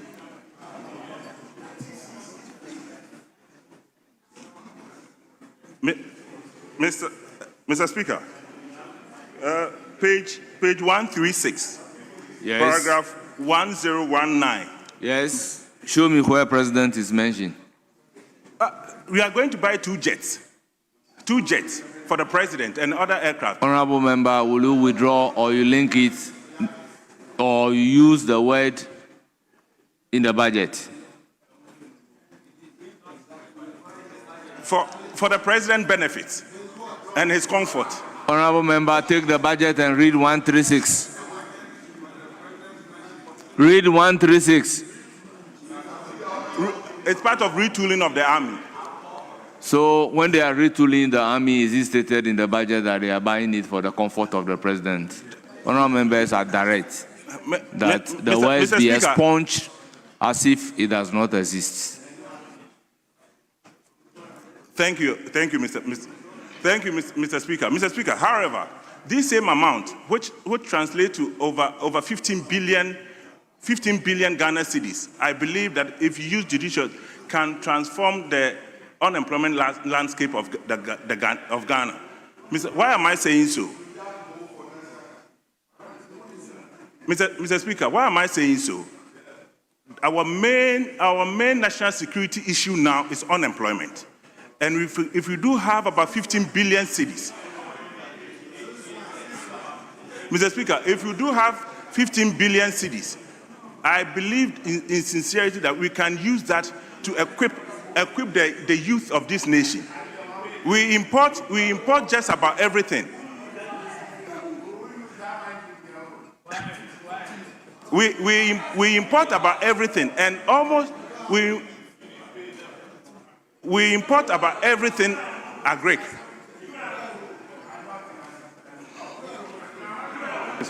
Yes. Speaker, earlier on we had all intimated that we want the debate to flow. And Speaker, you have shepherded the process all to this point. Our colleagues on the other side, especially those here, that they should leave the honorable member alone to make his submission. Because the interjection coming from the other side is just... Honorable Minority Chief Whip, sometimes the debaters are the cause of the interjection. So if you debate within the rules... Yes, Speaker, you asked him to do the needful by withdrawing some... He did not. He did. He did not. I have to ask that the words be expunged from the record. If he had, I wouldn't have asked that it be expunged from the record. Honorable Minority Chief Whip, sometimes we notice some little disrespect to the chair. Speaker, we've taken a cue and we'll act accordingly. Very well. You have the floor. You may continue. Thank you, Mr. Speaker. As I was saying, we need practical solution to everything Ghana, in the sense that if we do have about 15 billion Ghana cedis, I sincerely believe that we can use that to reduce unemployment drastically. And I'm sure the Deputy Finance Minister is here, he'll bear me out. Mr. Speaker, I'm from the port city of Tema, and everybody may be happy with the COVID levy removal. However, there is a new administrative port charges. Is this to say that we are going to collapse the clearing and forwarding industry in Tema? When you go to the airport, going forward, when the budget is approved, there's in there airport development fee. So there's an offset. There's a total dislocation in there. You remove one tax and you reimpose so many of them. I sincerely believe that we are not being serious. We are not, pardon my word, we are not being truthful to the Ghanaian. We are not being truthful to the Ghanaian, because on one breath, we are saying that we are removing the tax, and then we now reimpose a lot more taxes. The hardship of the Ghanaian is going to be steeper, I must say. Mr. Speaker, out of the total jump in revenue from 268.8 billion cedis in 2025 to 3.2 billion, almost all will go into services were earmarked for compensation, interest, and earmarked for transfers. Not much will go to the citizenry. And sadly, Mr. Speaker, sadly, core ministries such as education, health, and local government will see less impactation. Mr. Speaker,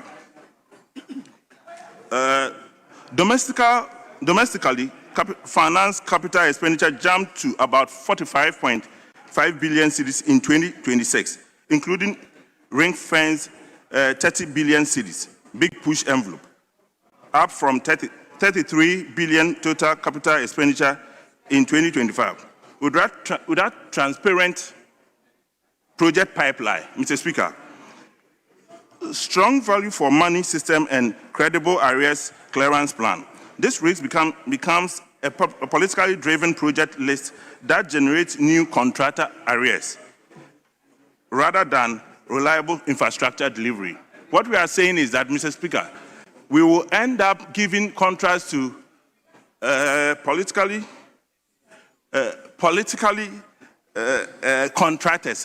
contractors with no value for money, I must say.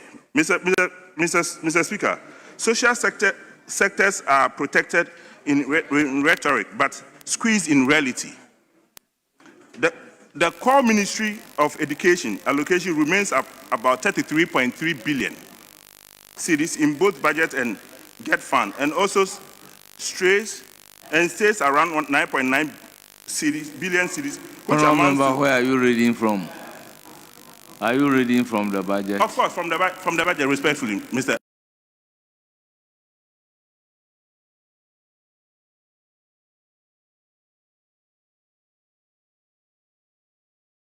Mr. Speaker, a moment, please.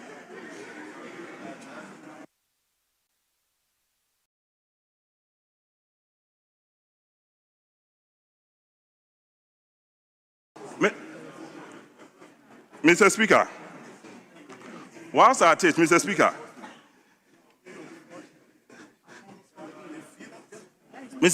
whilst at it, my colleague is getting me the page numbers. I did an abstract of the budget. Mr. Speaker, the headline primary surplus of about 1.5% of GDP on a committal basis in both budgets is now locked into law under revised public finance management framework. This anchors an austerity path that prioritizes creditor confidence over fiscal flexibility for jobs, youth programs, and social services, which on a cash basis, the government still fails to reach the promised surplus. Mr. Speaker, in simple terms, the shift from the 2025 to the 2026 budget is not a move from pain to relief, but a move from emergency stabilization to permanent sacrifice for citizens while the state protects its own comfort and political projects. Mr. Speaker, the repeated promise of a 1.5% GDP primary surplus is not matched by cash outcome. Mr. Speaker, let me repeat. The repeated promise of a 1.5% of GDP primary surplus is not matched by cash outcomes. This undermines the credibility of the fiscal anchor that the government presents to Parliament and markets. Mr. Speaker, the copy and paste inflation and growth path. Honorable member, let me advance your mind to Standing Order 199. A member shall not read the member's speech to the largest extent possible, but may read extracts from written or printed or electronic documents in support of the member's submission, or may refresh the member's memory by reference to notes. So advance your mind to that. Respectfully, thank you, but to a large extent, I may refer. And what I'm doing is referral, Mr. Speaker, because it comes in numbers. Thank you, Mr. Speaker. Mr. Speaker, as I continue,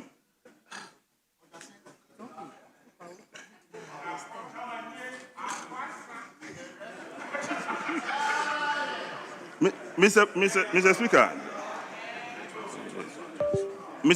if the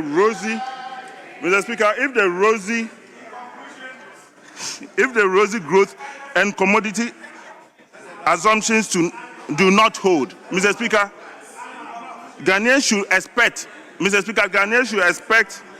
more taxes or more cuts. Because the 2026 budget has no real buffer. The 2026 budget has no buffer to protect them from future shocks. Mr. Speaker, Mr. Speaker, all I would like to say is that this budget has failed to meet the expectations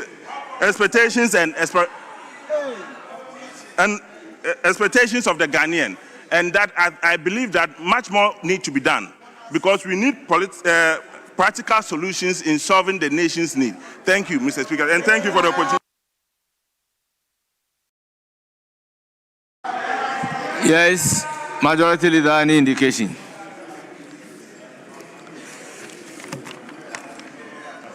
Honourable Speaker, with your indulgence, we may vary the order of business and take the item numbered 8 on the addendum order paper.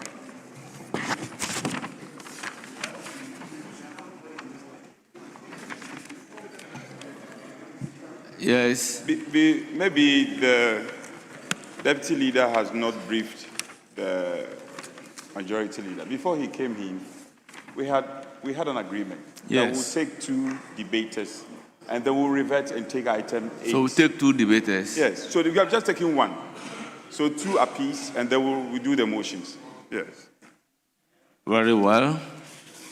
I proceed to give the floor to Honorable Helen Ntoso.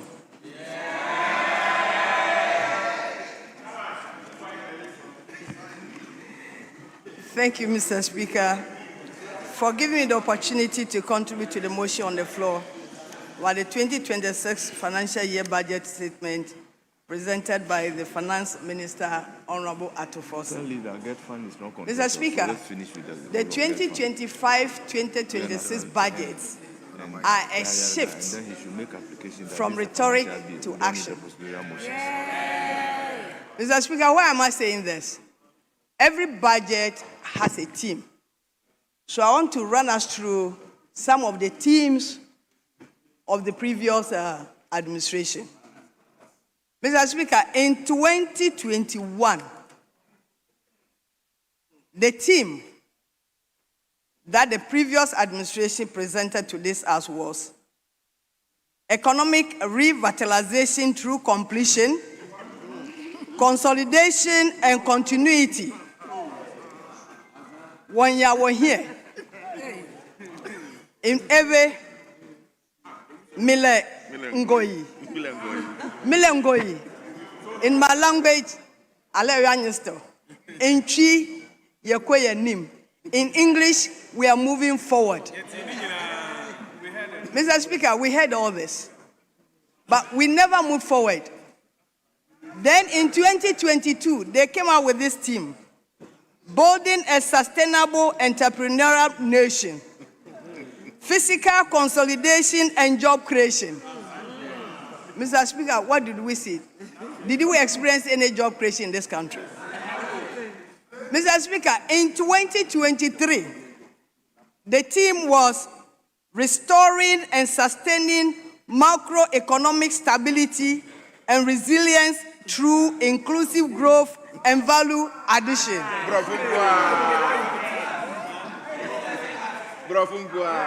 Mr. Speaker, you see, this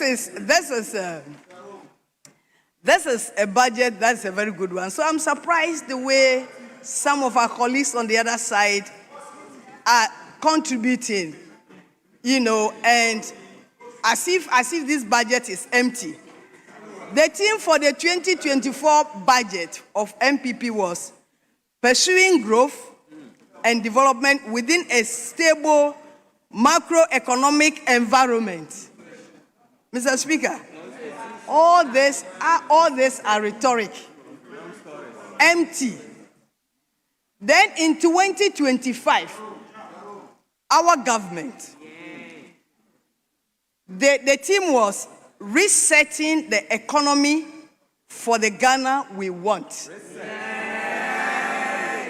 Mr. Speaker, we actually did what was stated in our theme.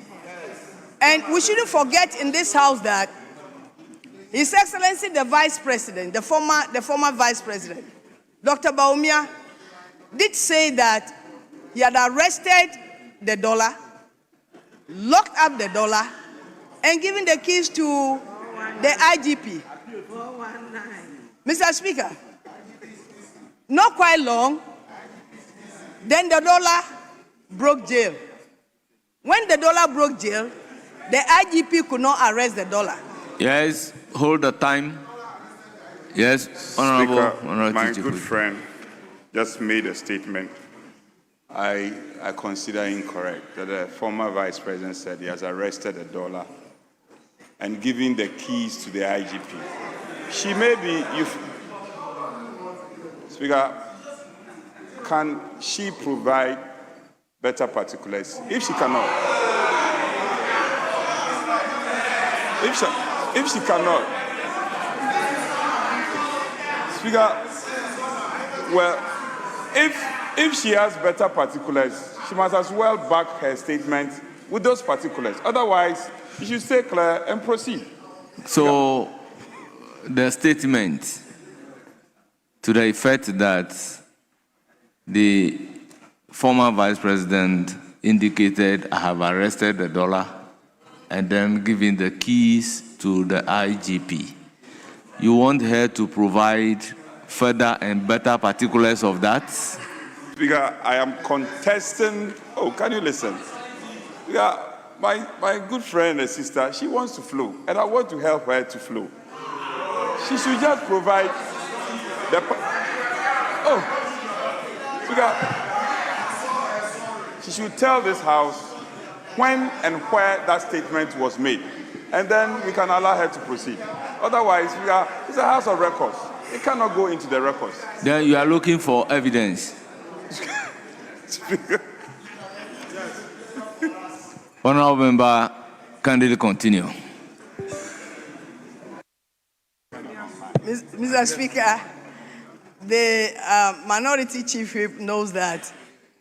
He knows that I have very strong political shock absorbers. Yes. So what he's doing will not stop me from sewing the way I want to sew.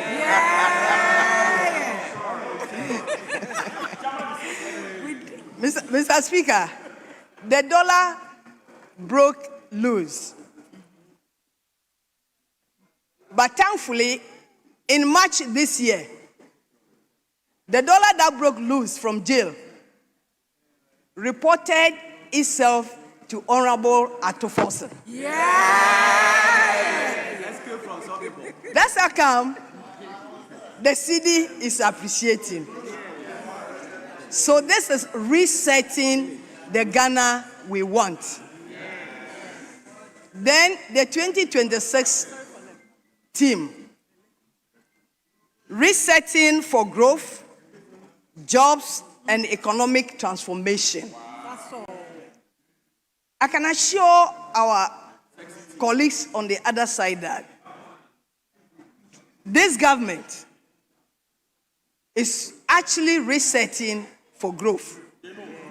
Next year, Chief Whip, next year, 2026, by the grace of God, there will be a lot of job opportunities in this country.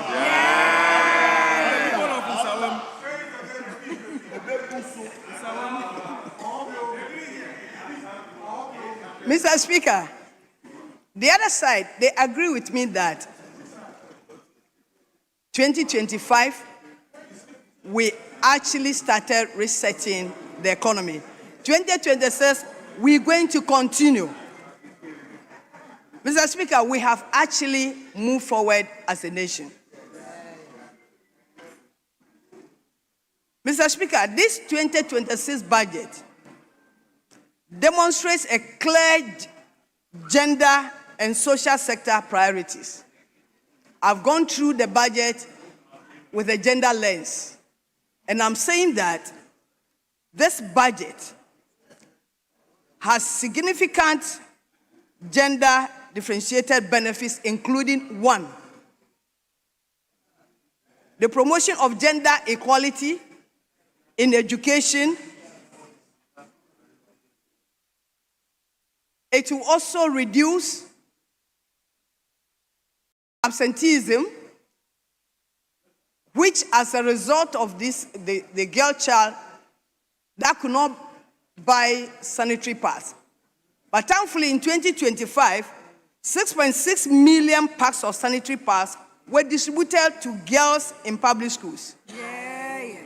Not singles. A colleague was saying that 6.6 million, packs, just one. But these are in packs, not singles. They were distributed. And there's going to be an extension. It's going to be extended to senior, this was basic schools. It's going to be extended to senior high schools nationwide. Mr. Speaker, this is a landmark intervention which saw an increase in school attendance by 15%. There was a colleague on the other side that has absenteeism reduced. Yes, it has reduced by 15%. The initiative is a welcome policy with clear gender equity intentions. Mr. Speaker, then on LEAP, livelihood empowerment against poverty. Mr. Speaker, this year's budget, the budget that was read for next year, 1.1 billion Ghana cedis is designated to support extremely poor households, including children with disabilities, the elderly, persons with disabilities, pregnant women. Is it not a good policy? Yeah. Mr. Speaker, when it gets to school feeding, there's an allocation of 1.98 billion for school feeding. It means that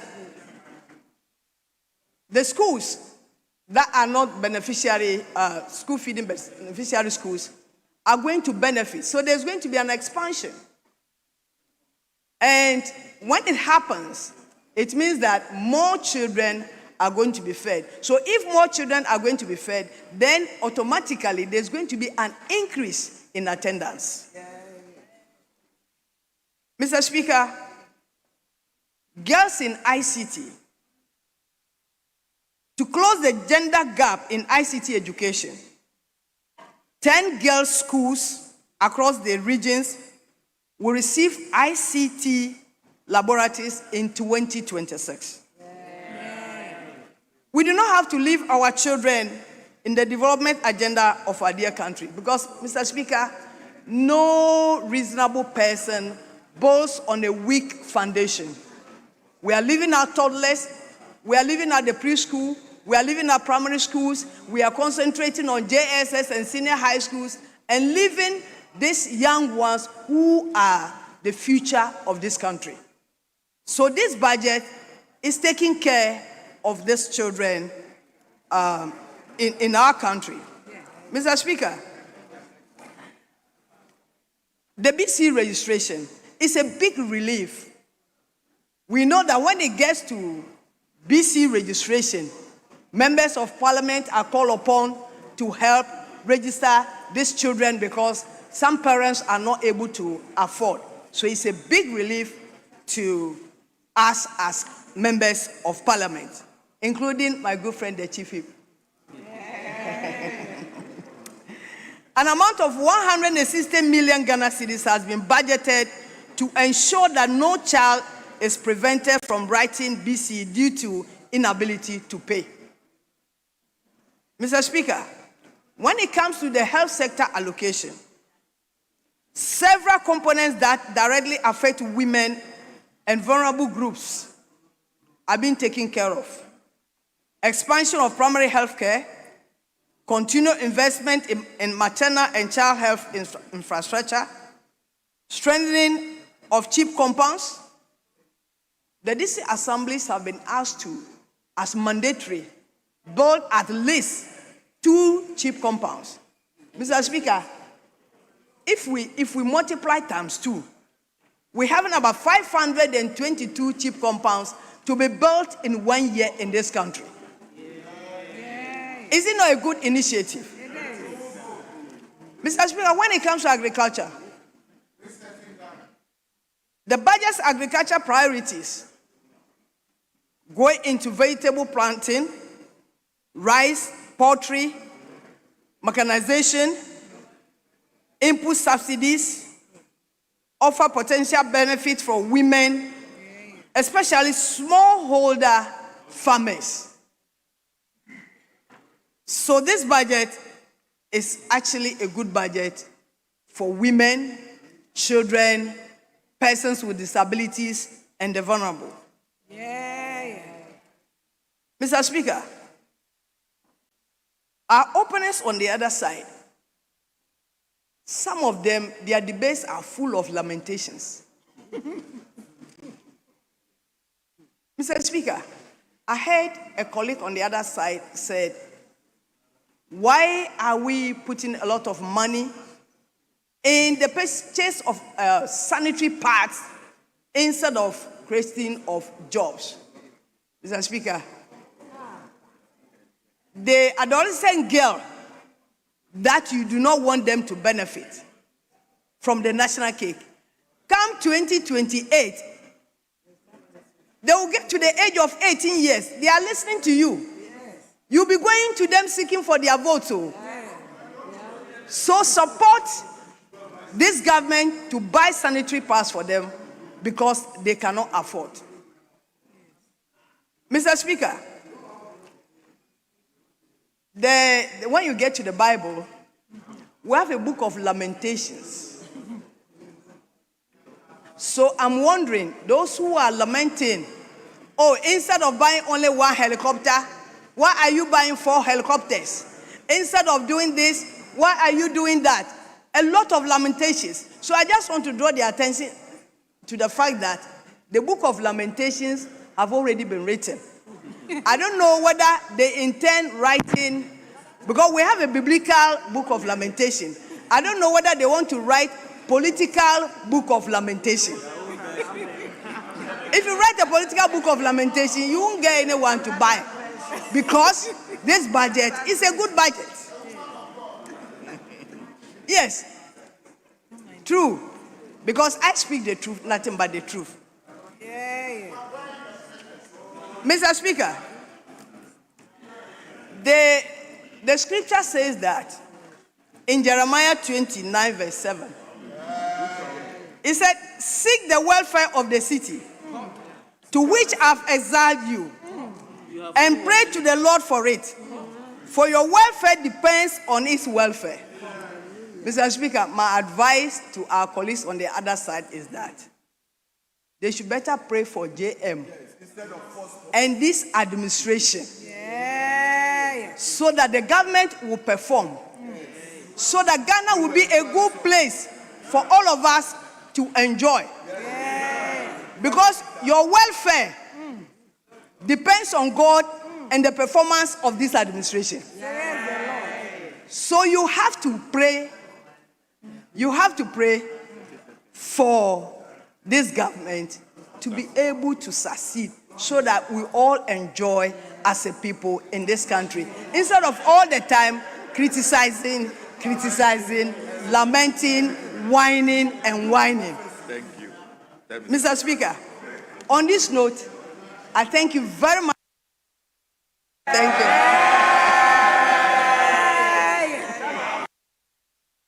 Honourable members, it's now the turn of Dr. Fred J. Asamoah. You have 15 minutes.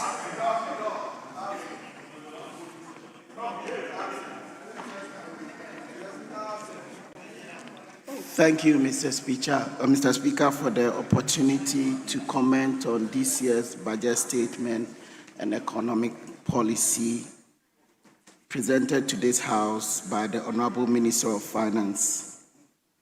Mr. Speaker, the human capital development of every nation is at the center of everything. That is why international benchmarks requires that between 4 to 6% of GDP should be committed to education. Mr. Speaker, it will interest you to know, over the past 10 years, the best percentage of GDP for education was what was done by the Akufo-Addo government in 2020. And that was 4.63%. Mr. Speaker, unfortunately, 2025 was 3.1%. We were hoping that 2026 was going to be higher, Unfortunately, that one too is about 3.07%. Mr. Speaker, when we're debating the 2025 budget, I made mention of chameleon and people did not agree with me. I also made mention of the fact that Dadanwa, Bibia, and Sisaya, to it, the same thing. Nothing has changed. Mr. Speaker, I have in my hand the official report on 25th June 2025. Mr. Speaker, Honorable Samuel Atta Mills asked the Honorable Minister of Education, and I quote, Mr. Speaker, I beg to ask the Minister for Education why some teachers do not have staff ID numbers and have not been paid for several months, unquote. In response, and as part of the answer, the Honorable Minister of Education went on to say, and I quote, we intend to recruit as many as 50,000 teachers, which was provided for in the 2025 budget statement of the Honorable Minister for Finance, unquote. Mr. Speaker, the question we are asking, with the high people-teacher ratio we have, just at the basic level, we are talking about a deficit of about 30,000. Mr. Speaker, in 2025, teacher recruitment, where means what? Nothing, not even a single one. Zero. Unfortunately, in the minister's response, he stated that those that were employed by the MPP government in 2024, which is about 5,643 of them, were going to be worked on and hired. Mr. Speaker, the sad truth is that none has been employed as we talk. Mr. Speaker, let's come back to the 50,000.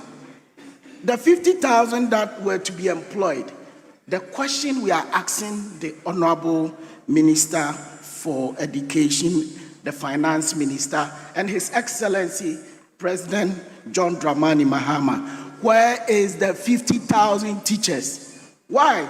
Because I have a couple of graduates from Akomadine, from Nkinkenso, from Asempane, who were happy to hear the minister announce 50,000 recruitment in 2025.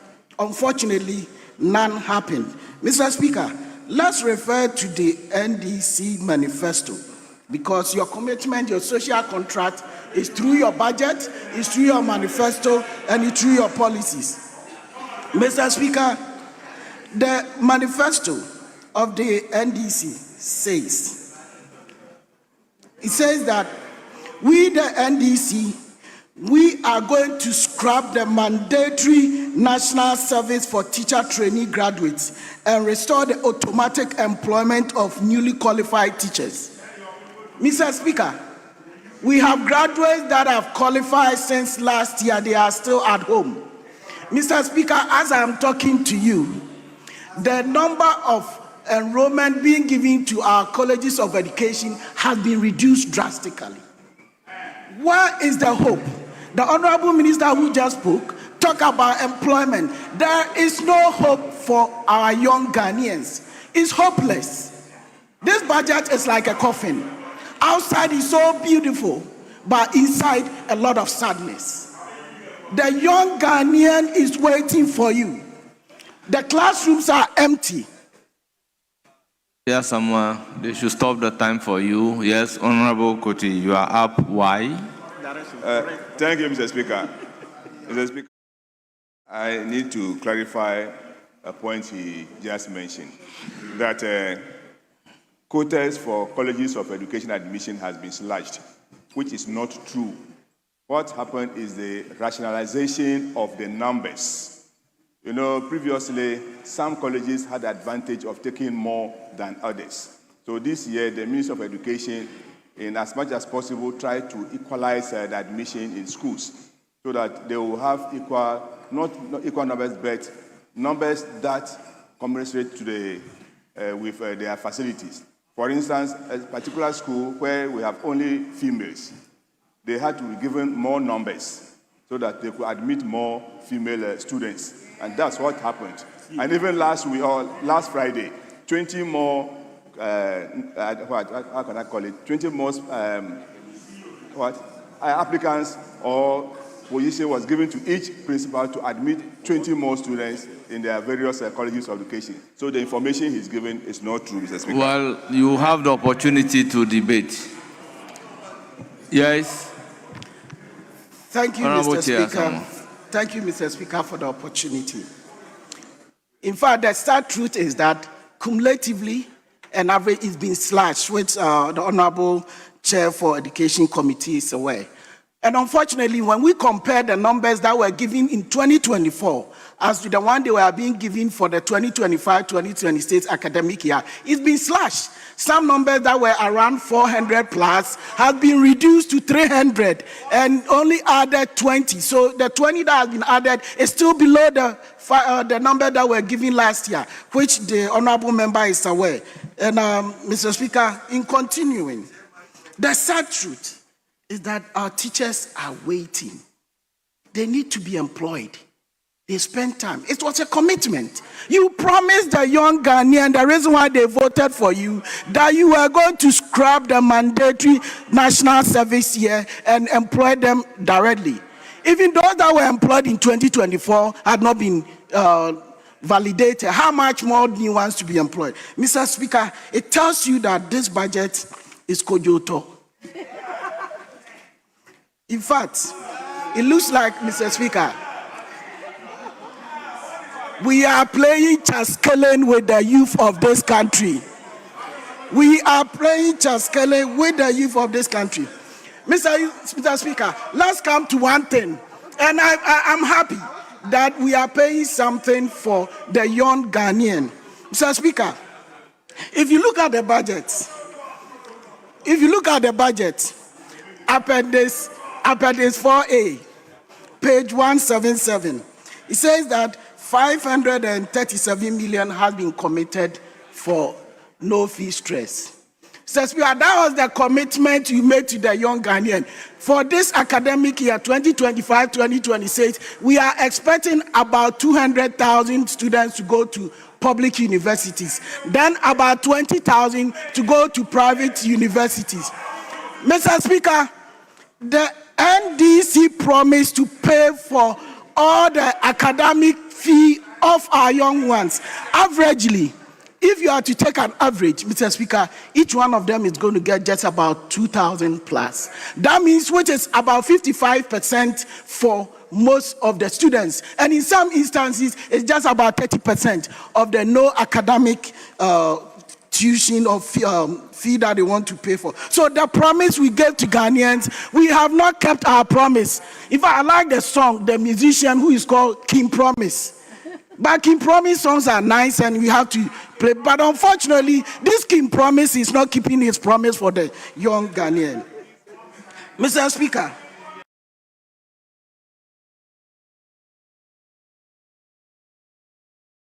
we know that the double track is something that the Ghanaian is proud of. Mr. Speaker, you realize that the first cohort of the double track had one of the best results in this country. So double track, if you look at the evidence and the performance and the contact hours that is being achieved by the double track, Mr. Speaker, is something that we cannot underrate it. And in any case, Mr. Speaker, whose child should stay home? Everybody had the opportunity to attend school. And for now, it's because of that that we are happy to continue with about 200,000 people. Without the double track, we couldn't have been able to achieve this. Mr. Speaker, the reason why I say chameleon is which one is which. Because the budget says that by 2026, double track is going to be eradicated, going to be taken off. Then, of course, the NDC manifesto says double track will be taken care of within the first 2 years. Mr. Speaker, The Minister of Education is saying double track will be taken off in 3 years' time. Mr. Speaker, which one should the young Ghanaian or the young parent believe? Which is which? Is it a chameleon? Depending on where you stand, you change your color? Please, the young Ghanaian needs some hope. We don't want the budget to be like a coffin. Outside is beautiful, inside sadness. So, Mr. Speaker, my question that I'm asking, we are talking about jobs. Now we say jobs. Mr. Speaker, you know something? If you look at the indicative allocation for YEA, it's about 1.9 billion. But if you look at the budgetary allocation for 2026, it's been slashed. So the question is, what is the hope we are giving to young Ghanaians? In 2025, you talk about Jumara, you talk about a national apprenticeship. In fact, you are good at renaming, you are good at relaunching. This country has already launched national apprenticeship program with a policy. Mr. Speaker, the $300 million that was allocated for national apprenticeship program, where is this? How much was given for this program? Now we come back and we have reduced it to 150 plus 20. So we have given 170 million.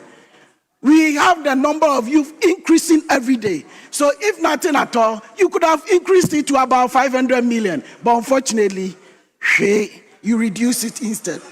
Mr. Speaker, you talk about building 6 state-of-the-art TVET centers, because without skills, our young ones will be trooping. In fact, let me pay tribute and let me express my condolence to the families of the 6 ladies that we lost.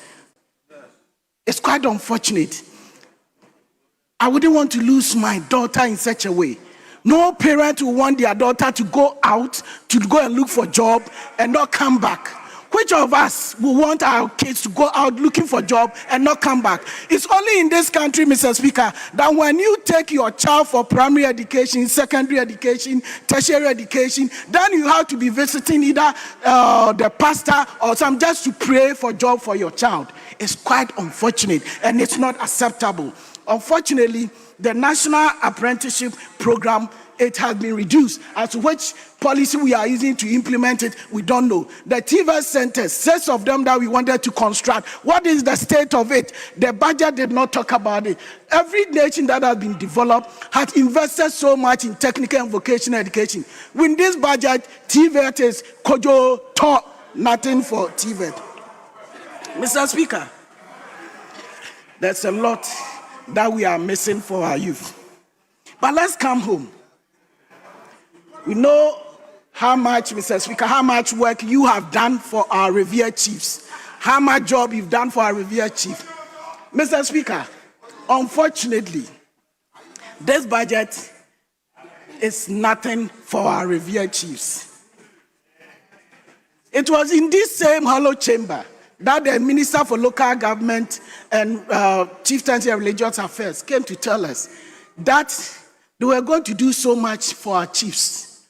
They were going to construct 6 regional House of Chiefs buildings across the 6 new regions. Unfortunately, Mr. Speaker, only a paltry amount of 20 million was allocated. Unfortunately, nothing happened. And for this year's budget, 2026, it's just about 30 million. It's quite unfortunate. Mr. Speaker, again, for us, I would like to assure our chiefs that the minority will always want to stand with them, because we need to amend the Chieftaincy Act to give our chiefs some more powers and authority to support with chieftaincy issues. There are basic things that our chiefs can help us to solve them. Unfortunately, nothing is being done for them. The chief amendment of the act will help to give some power to them and to give some more responsibility alongside with some training. Mr. Speaker, codification of our chieftaincy line of succession is something we cannot leave. But we want to assure the chiefs of this country that we, the mighty minority, we are with them. Because if we don't put in support to our chiefs, unfortunately, there are some of us who can go to their hometown because of chieftaincy issues. Sometimes as little as marriage issues could be solved by chiefs, but unfortunately, it's not being done. We need to invest in our chiefs. We need to bring back the MPP's Chieftaincy Development Fund that we initiated. We need to make sure we can support our chiefs to support us so that we can develop as a nation. Mr. Speaker, I thank you. Honourable Member, I implore you to advance your mind to Article 1063.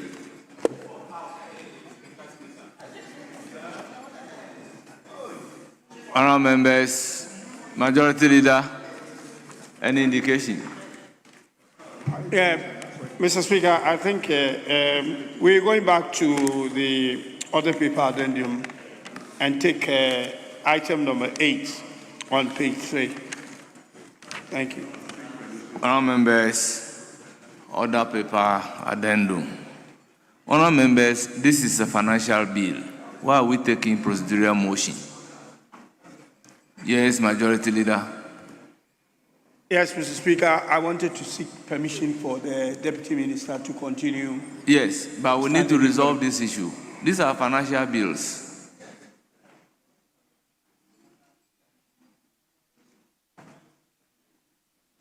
Very well, we shall address this subsequently. So,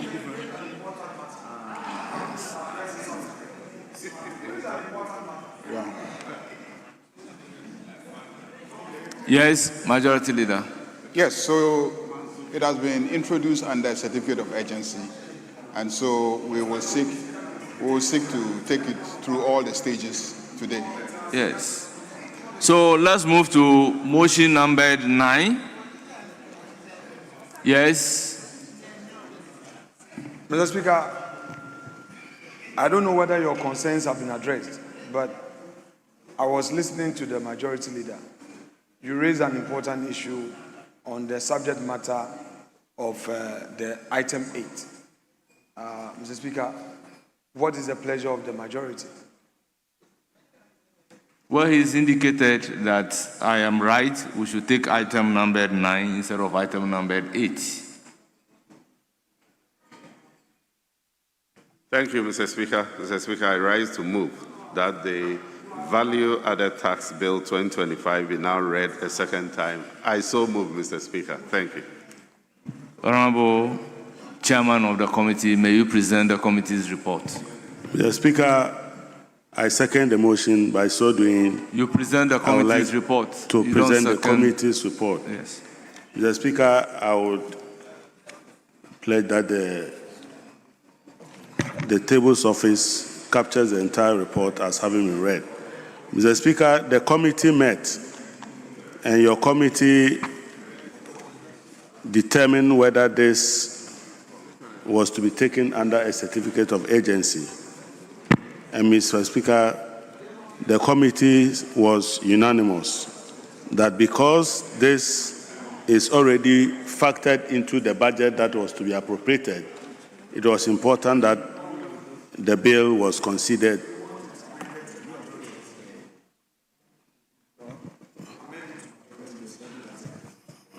Okay, so, Mr. Speaker, the committee by majority decision concluded that the bill be taken under a certificate of urgency. Mr. Speaker, the committee met with the Minister for Finance and his team and were informed that the rationale for introducing this bill was to review and consolidate all laws that relate to the imposition of value-added tax in the country. Mr. Speaker, this was arrived at because, as the Minister indicated, the value-added tax had gone through several amendments, and it was important that those amendments were consolidated in addition to the reforms that he was bringing as he announced in the 2025 budget, signaling that this year he would be introducing some reforms to the value-added tax that we impose now. Mr. Speaker, the Minister indicated to us that the bill, when introduced as part of the measures to raise revenue to fund the budget, would be revenue neutral. He indicated the reason for it being revenue neutral to mean that whatever losses that would accrue from the reforms would be compensated by the revenues that it would generate from some of the compliance measures that had been instituted to improve the revenue generation for the year. Mr. Speaker, a major part of the reform, as we noticed, was that the minister had decided to abolish the decoupling of the National Health Insurance Levy and the Get Fund Levy in order to make them deductible as input VAT by businesses as opposed to being straight cost to businesses. As a result of this cascading effect, we noticed that the effective VAT rate was actually 21.95%. Mr. Speaker, these reforms will lead to a reduction in the effective tax rate to 20%, making a gain of about 1.95% to save the people of Ghana.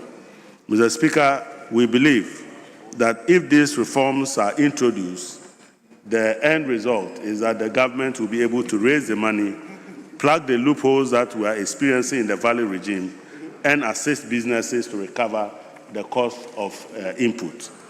But, Mr. Speaker, we also noticed that in addition to resolving the cascading effect, over the years, the VAT threshold for businesses that could register and charge VAT and collect VAT was around 200,000 Ghana cedis, such that any business that generated revenue of 200,000 a year was expected to register and then charge VAT. Unfortunately, over the years, with inflation and everything else, the actual value of the 200,000 has been estimated to be around 48,000. And to be charging VAT on businesses that operate at 48,000 will be very expensive. And that is against a very basic principle for tax collection, that the cost of collecting taxes should not be more than the revenue that you accrue from the collection of taxes. As a result, this threshold has been increased from 200,000 to 750,000, so that people below that range will now be entitled to pay a presumptive tax rate of about 3%, which is a flat rate. Mr. Speaker, we therefore recommend to this House to approve the committee's report. And I've already said the majority decision. That's the only thing you want. It's the reason you rush here. Chairman of the committee, by a majority decision, recommend to this House to adopt the report and assist the minister to get this bill passed. Mr. Speaker, I so move. Honourable members, motion move, and the report presented, it is for the consideration of the House. Yes, Honourable Minority Leader.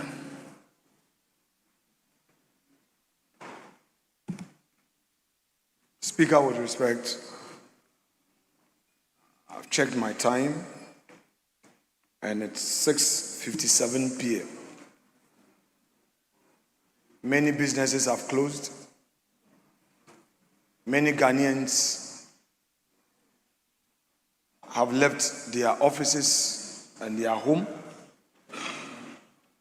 And this is the time that this government is introducing this bill, imposing further tax burden on businesses.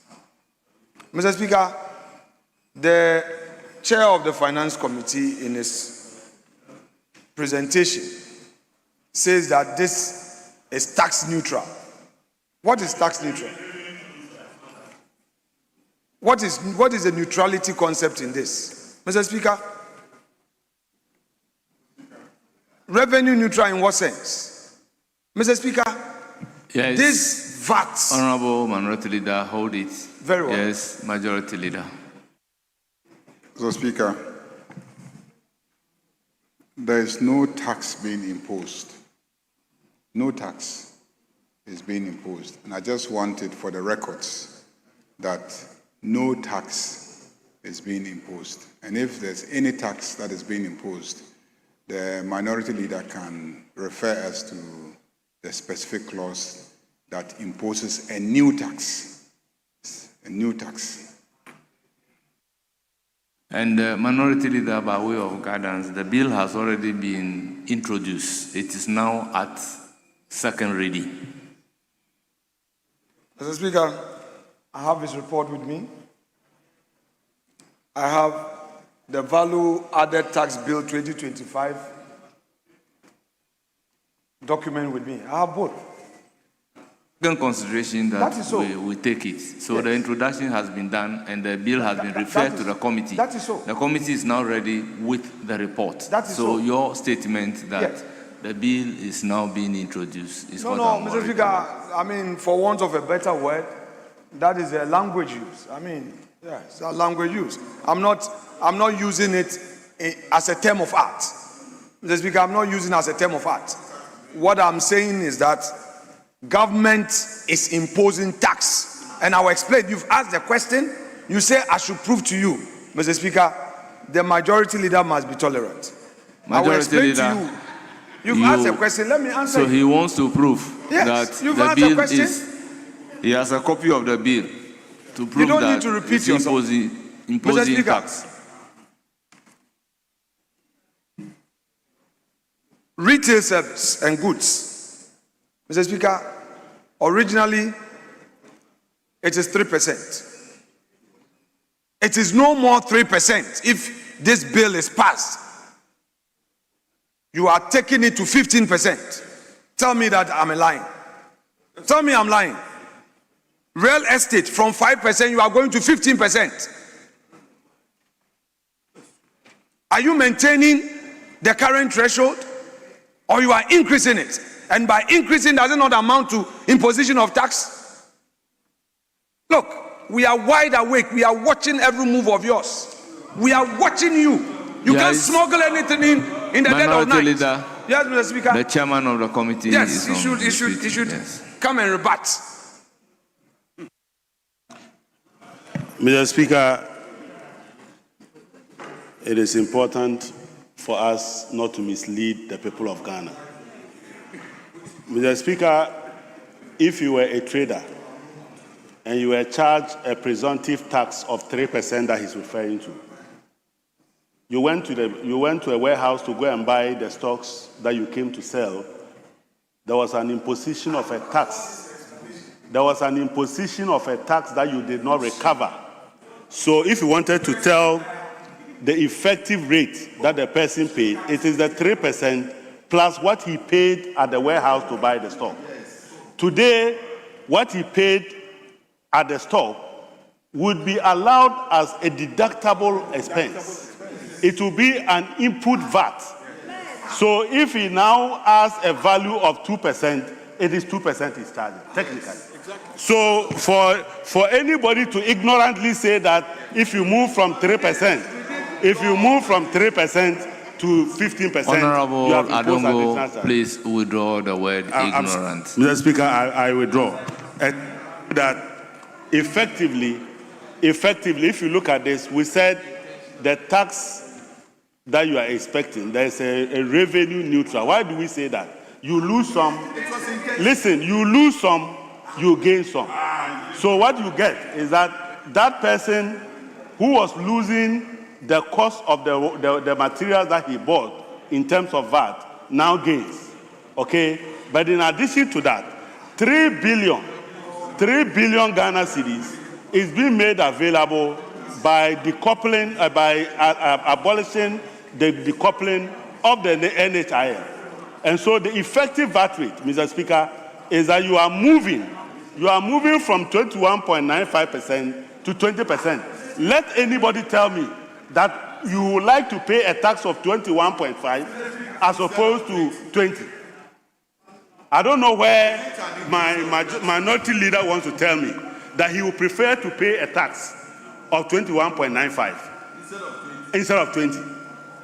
That is what it is. So please, let us not mislead the people of Ghana for the sake of politics. Yes, Honorable. Mr. Speaker, Before I go on with my issues in this matter, let me appeal to my respected colleague. I debate issues in this chamber. Try not to disrespect colleagues. And Honorable Adongo, you know how much I respect you. Let's debate and get out happy fellows. Those abusive language, though you've withdrawn, but please, I accord you every respect. Let's disagree with high-level decency. Please. Mr. Speaker, having registered that protest, I would want to proceed. The respected chair of the committee, in an attempt to water down my concerns, rather escalated the matter. I raised a specific issue. The burden contained therein is this, that you are increasing retail service and goods VAT from 3% to 15%. Simplicity. 2, real estate is going up from 5 to 15%. This revenue neutrality language and all that, we're not interested. We are not interested. You claim some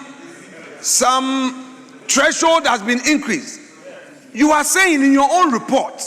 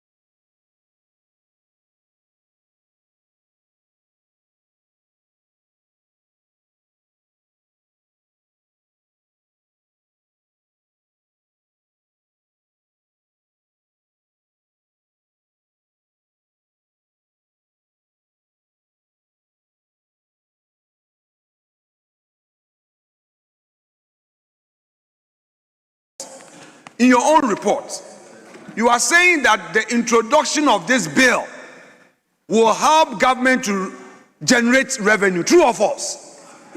You to the extent, and listen, would you listen? You don't get it. When you talk, we keep quiet and listen to you.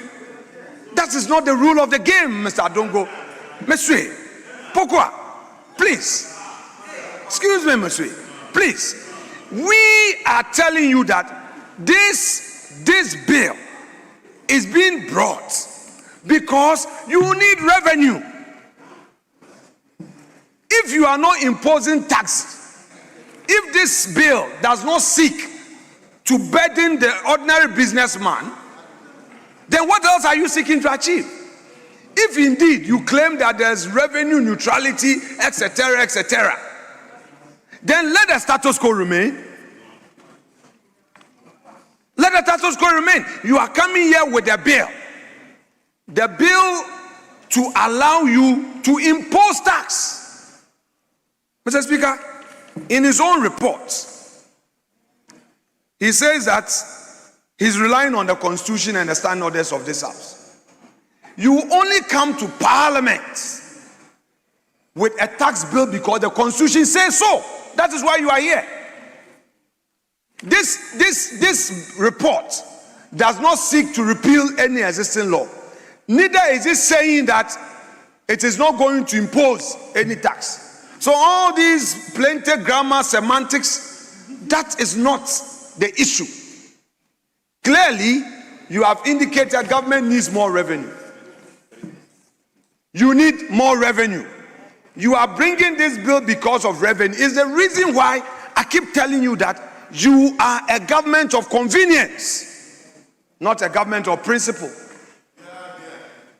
You are a government of convenience. You say that you are lessening the burden. A moment ago, you say you were taking COVID levy out. You again say that, oh, you are taking e-levy. But in its place, you bring 1 liter, 1 Ghana cedi. You introduce 18% tariff on electricity. And this is further imposing tax. So what are you telling us? What are you telling us? You've made your majority leader so busy looking for an opportunity to obstruct me, but he cannot find any. The report is clear. You said government needs more revenue. It's the reason why you are here. The deputy minister is here. Look at the memorandum of the bill. Are you going to increase taxation or not? Tell us simply. And if this bill is passed, are you going to use it to generate more revenue or not? Tell us. Yes, Majority Leader. Mr. Speaker,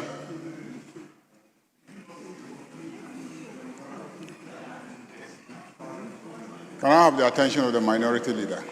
Mr. Speaker, I think it is important for us to start from the basics. The basics. The basic is Order 167. Which is second reading. And it says 1671, when a motion is moved that a bill be now read a second time, a full debate shall ensue on the basis of the explanatory memorandum. On the basis of the explanatory memorandum and the report from the relevant committee. So, Minority Leader, this is what second reading is all about. The memorandum and the report. I ask you to prove that there is an imposition of tax. You spoke, but you haven't proven anything. Let's go to the memorandum. What does the memorandum say? The memorandum says that, and it's quite lengthy, but I will read the relevant portions for you. The object of the bill is to revise and consolidate the law relating to the imposition of value-added tax. To revise and consolidate, not to impose a tax. It's clear that you are not imposing a tax. You are revising and consolidating existing taxes. And it says that the value-added tax, which is already imposed under Act 2 of 2013, under Act 870, provides for the imposition of a value-added tax on the supply of goods or services made in the country and the import of goods or services into the country. Act 870 has been in force for over 10 years, and several challenges identified in the implementation of Act 870 have made it necessary to reform and consolidate the legislative framework to ensure effective implementation. So reforming, consolidating with the object of effective implementation are the key principles underpinning this bill. Firstly, Act 870 has undergone several amendments in response to evolving policy, administrative, and economic considerations. These amendments, while necessary, have resulted in the fragmentation of the legislative framework of the value-added tax and contributed to the complexity of the current value-added tax regime. So it's become complex. There is therefore the need to consolidate the amendments to improve clarity, consistency, and legal certainty. Furthermore, the current structure of the value-added tax exhibits several distortions. Although the statutory rate of the tax is 15%, the effective rate of the tax is approximately 22%. So the effective rate of the tax is approximately 22%, but the statutory rate is 15% due to the decoupling of the Ghana Education Trust Fund levy of 2.5%, the National Health Insurance levy of 2.5%, and the COVID-19 Health Recovery levy of 1%. The prohibition of businesses from claiming input tax credits on the National Health Insurance levy, the Ghana Education Trust Fund levy, and the COVID-19 Health Recovery levy has led to tax cascading effects, increasing the cost of production and ultimately raise the cost of goods and services. Additionally, the current value-added tax regime incorporates a combination of standard rates, flat rates, and non-deductible levies, exhibiting the features of both value-added tax and sales tax system. This has undermined the neutrality, efficiency, and transparency of the value-added tax regime and created compliance and administrative challenges. Mr. Speaker, thus far, the memorandum doesn't talk about imposing any tax or increasing any tax, except to even add that the effective rate is higher, is that okay? But the statutory rate is lower, and they are seeking to correct it and bring it and define the statutory rate, which is a lower rate. So in the 2025 budget,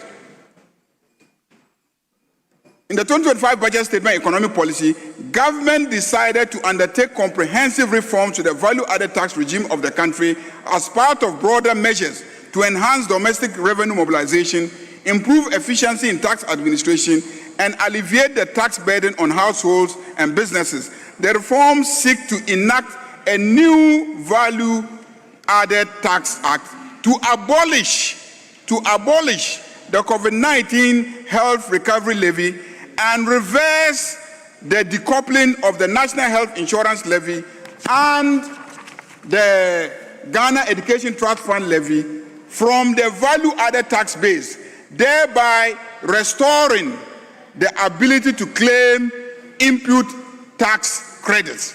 So in fact, this helps the payer of the tax because it enables him to make some claims. The reforms also provide for a reduction of the effective rate of the value-added tax.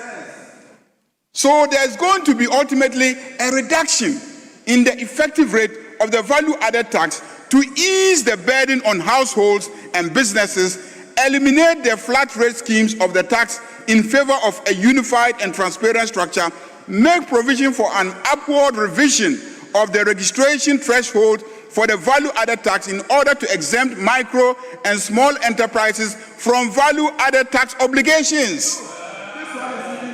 Micro and small enterprises are going to be freed from the burden of this tax, as well as improve taxpayer compliance through enhanced public education and awareness campaigns. The bill therefore seeks to revise and consolidate the existing legal framework in respect of the value-added tax to restore the integrity of the value-added tax system, promote voluntary compliance, reduce the administrative burden, and create a more equitable and growth-supportive tax environment. Mr. Speaker, where in this memorandum has it been stated that a tax is being imposed, instead of realigning the system in such a way that the burden is rather reduced? That is what the bill says, that there is a need for a realignment so that effectively we can achieve a reduction in the effective rate of the tax. So when you get up and announce the government is imposing a tax, and I say, prove that government is imposing a tax, I expect you to show anywhere where government is imposing a tax. But the minister who brought it has a memorandum, and our standing orders say that at second reading stage, what should guide us is the memorandum and the report of the committee. But you are importing extraneous assumptions, making your own statements that cannot be found anywhere in the memorandum, and you say that we are frustrated. No, please stick to the memorandum and what it says. If you challenge what is contained in the memorandum, go ahead, but prove it, because you have to prove it. Yes, Minority Leader. Mr. Speaker, so that was a point of order, not your debate. I see you have no opinion on this matter. Oh, I see. I pray that you will be silent to also listen and tell your backbench to show that same silence and decorum. Mr. Speaker.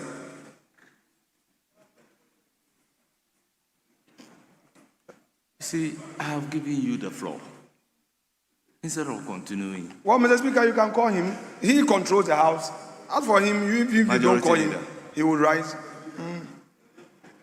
To say that my backbenchers are not acting in a way that is consistent with decorum is an insult. It's an insult. He's insulting my backbenchers. And he must withdraw. If it is misconduct in this chamber and speaking out of 10, importing irrelevant matters into a debate, I don't think there is anybody who is a more serious culprit than you yourself. In this chamber, your backbenchers have held insults. You've led them to stand up and disregard the speaker in clear violation of our standing orders and etc. We've all lived with this. So you don't get up and point fingers at my backbench and say that they are not acting decorously. Please, let's respect each other. Yes, we'll listen to you, but don't accuse them of not being decorous in their conduct. It's an insult, and he must withdraw that, Mr. Speaker. Minority Leader, just do the needful and let's... Mr. Speaker, with respect, even as he was on his feet, the member for Kwesi Mintin, he was loud enough. Even when he was on his feet, trying to call for some orderliness, that member was loud, showing gross disrespect. Mr. Speaker, let's not. Mr. Speaker, you heard him. You heard the majority leader in silence. Yes. May I make my point? Yes, he raised some issue. Yes, so let me raise my. It is only when it gets to the 10 your of this mind side to standing order 1, 2, 3, 2, Mr. Speaker, and do it the is needful. only when it gets to this side of the House that you find your voice to be asking us questions. He spoke. Honorable member, You do heard the him. needful. You didn't utter a word. He spoke. You didn't utter a word. When it gets to this side of the House, then I will direct that the word your backbenchers should behave with decorum be expunged from the record. Yes, proceed. Minority Leader, you may proceed. Mr. Speaker, I exercise a right to protest in silence, not to speak anymore because of the unfair treatment. I so rest my case. Thank you very much. Yes, Deputy Minister. Thank you, Mr. Speaker. Mr. Speaker, the Majority Leader has made enough comments about this bill, and I just want to add a few. Mr. Speaker, clearly, the intention of the government is not to impose any new tax. We rather want to lessen the burden on Ghanaian taxpayers.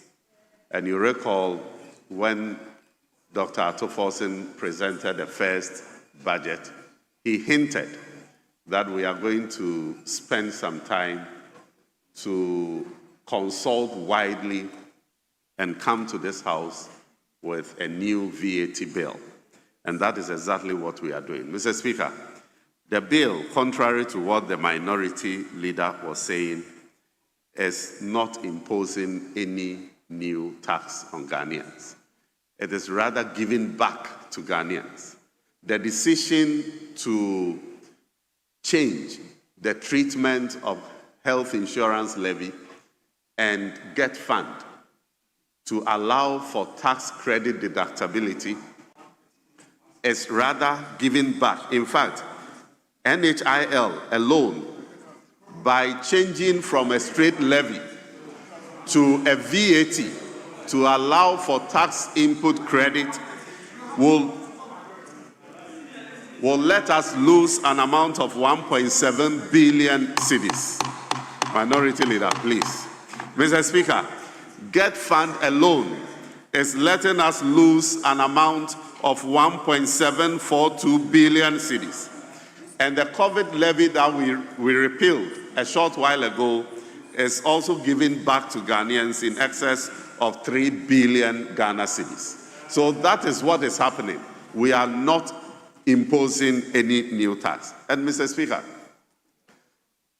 we have made a point that the current VAT Act is so disjointed. In fact, it has been amended 13 times.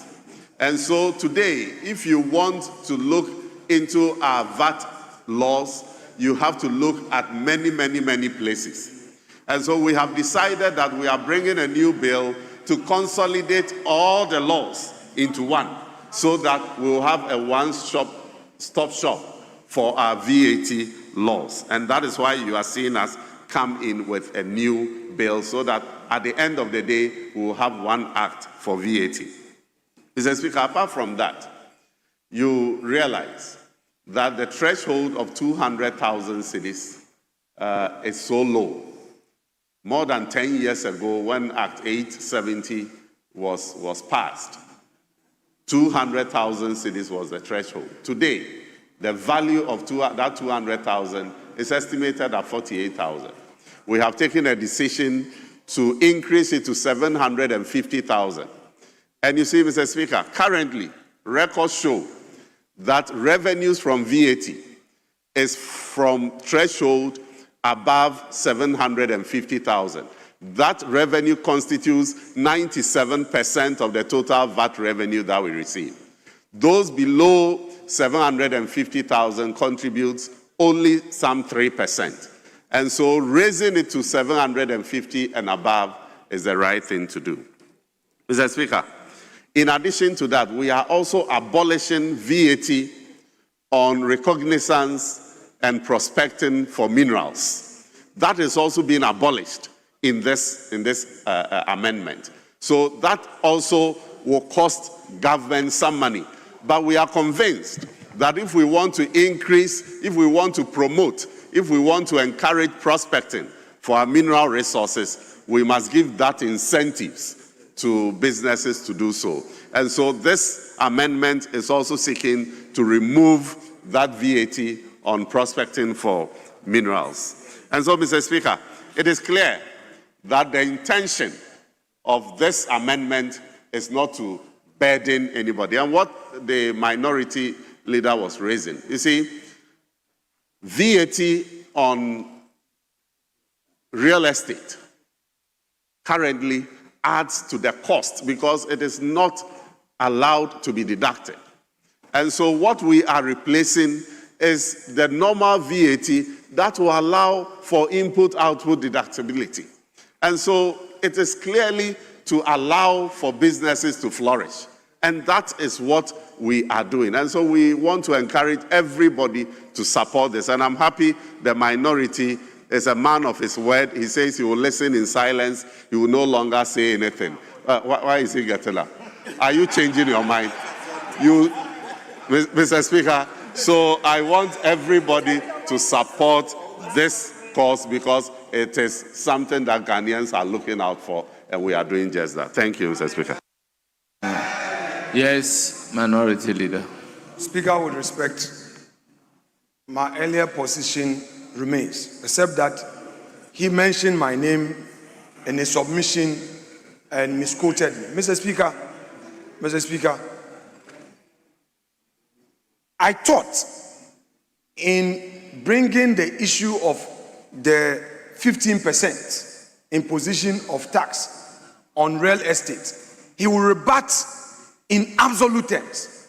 Now he says that it is being introduced to allow for input and output, meaning that the earlier submission that this is an imposition is right and factual.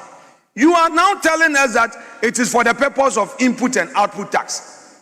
But if you are imposing a 15% tax on real estates, how do you then describe it as is merely for input and output tax?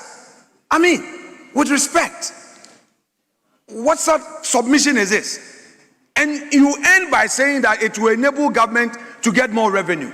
Honorable Ampim, I think that instead of going on that path, rather encourage your chief whip to bring your numbers in. Encourage your chief whip, because where you are going will not help you. I just decided to let it go. But now you've exposed yourself that indeed what I was saying earlier, that this imposes a 15% tax on real estate, is true.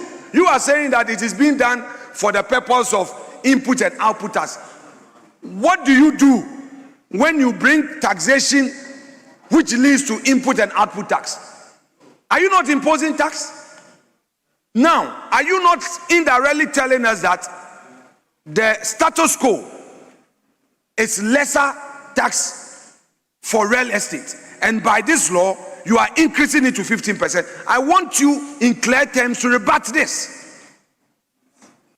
Mr. Speaker, what I have said is that the flat rate adds to the cost of businesses because they are not allowed to input them for tax credit. Right now, we are replacing all those flat rates with a normal VAT rate that allows for input tax credit. That is what I've said. And the reason why I am saying that we are going to get more revenue is that we intend to improve compliance. And we are also introducing a reward system to motivate everybody to go for their VAT receipts, so that when you pay, you insist on your receipts and get government to enforce compliance. These are the measures that are going to help us to improve revenue, and not that we are increasing VAT for anybody. Thank you, Mr. Speaker. Yes. Speaker, with respect, the Deputy Minister is misleading this House, has misled this House, with the submission that the flat system which is being done away with allows efficiency. Honorable Deputy Minister, in the list I'm an entrepreneur, and you know that this matter, I deal with it as an everyday thing.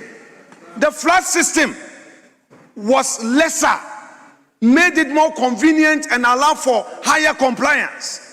You can't tell me that a real estate owner who was paying 5% under the flat system regime and now having to pay 15% is better off. With respect, please, Honorable Deputy Minister, let's get the facts right. If you say you are doing away with the flat system had lower threshold, had lesser percentage. You now want to bring all of them into the mainstream VAT regime. Are you not going to increase tax? So if, for instance, I was a beneficiary under the flat system, you are now saying you are doing away with the flat system, I should come into the mainstream VAT regime, and you are telling me that that allows efficiency? Oh no, I'm not a tax expert.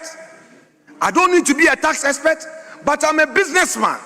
I know that practically, when I am benefiting from the flat system, it is lesser tax I pay. If you now say that you are moving me into mainstream VAT, which is 15%, I am going to pay more. And you say that there's going to be input and output. Input and output, it already exists. The essence of VAT is that you pay and then you know. Stop it, Honorable Ampim. For the sake of the politics, don't sacrifice your profession. I am telling you that doing away with the flat system would increase the burden on businesses, because now you are pushing everybody to pay the VAT. And that is why you say you are going to get more revenue. What is a reward system? I've read a report.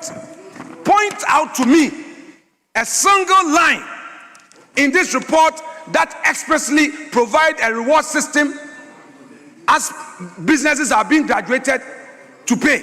So don't say there's a reward system. There's nothing like that, as a matter of fact. This is your bill. There is no any incentive being introduced for the purposes of moving somebody who is an ordinary businessman, somebody doing a micro business, micro credit business, somebody, an entrepreneur with less capital, who was benefiting from the flat system. What you are doing rather is going to make it difficult for people to comply. because the flood system has some flexibility. Honorable Deputy Minister, I repeat, I am a businessman, so I know these things handy. The flood system was more convenient, allowed for higher compliance. What you are doing now will make many people run away. So please, don't mislead us again. Mr. Speaker, if it's their pleasure, so be it. We have expressed our objection and we state so without more.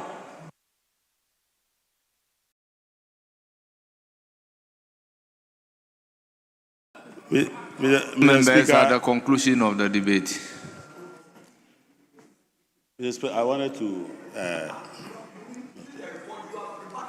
Honourable members, at the conclusion of the debate, the question is, as many as are in favor, say aye.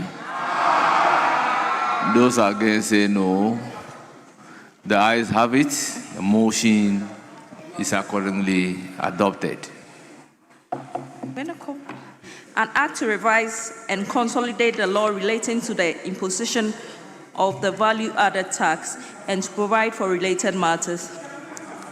Honourable members, the value-added tax is duly read the second time. Yes, Majority Leader.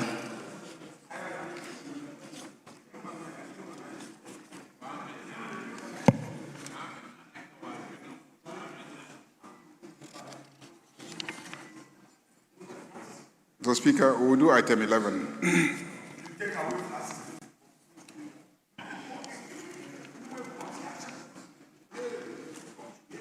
Honourable members, the value-added tax bill 2025 at consideration stage.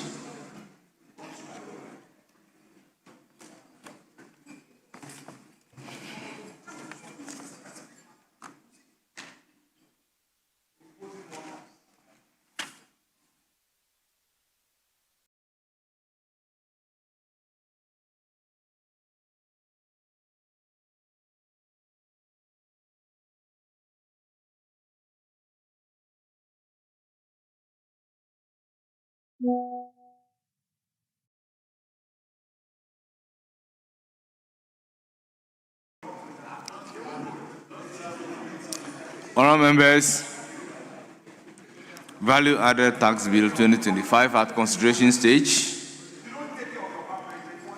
Clause 1. Imposition of value-added tax. Chairman of the committee. Mr. Speaker, we have no amendment. Honourable members, no advertised amendment. It is for the consideration of the House. Any proposed amendment?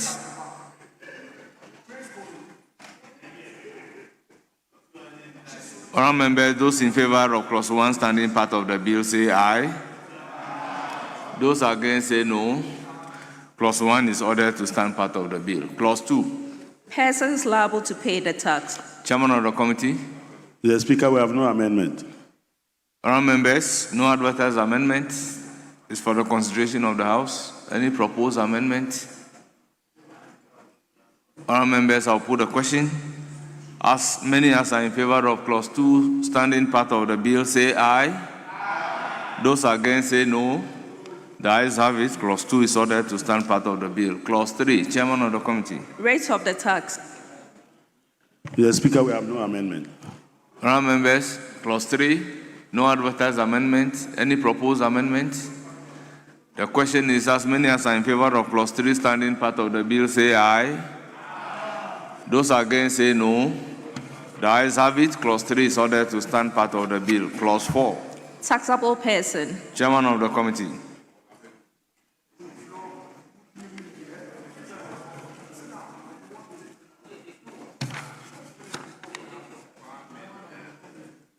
Yes, Minority Leader. Speaker, you are a man who respects the law. Fortunately, we have a majority leader who doesn't joke with procedure. So, Speaker, we are considering this important bill. Behind the Deputy Finance Minister are many empty seats. The minority would want to state for the records that the majority members in this chamber are less than 50. If the deputy finance minister knows that he has such an important bill, he knows what to do. If he knows he has such an important bill, he knows what to do. You distribute the report to members ahead of time, inform members and ensure that they have sufficient reading materials. You don't come here, Mr. Speaker, the deputy minister cannot come here. It is 7 o'clock, getting to 8, and you say we should pass a bill. Mr. Speaker, members are prepared for debate. He should come well, prepare, ensure that the clerk at table distributes sufficient reading materials to his own backbench. To his own backbench.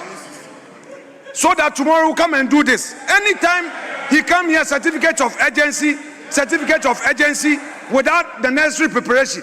If members don't have the report, how can they follow proceedings? Mr. Speaker, let's go back and debate. Let's go back and take comment on the bill. Mr. Speaker, this is a matter that the entire House agrees. Do you agree or not?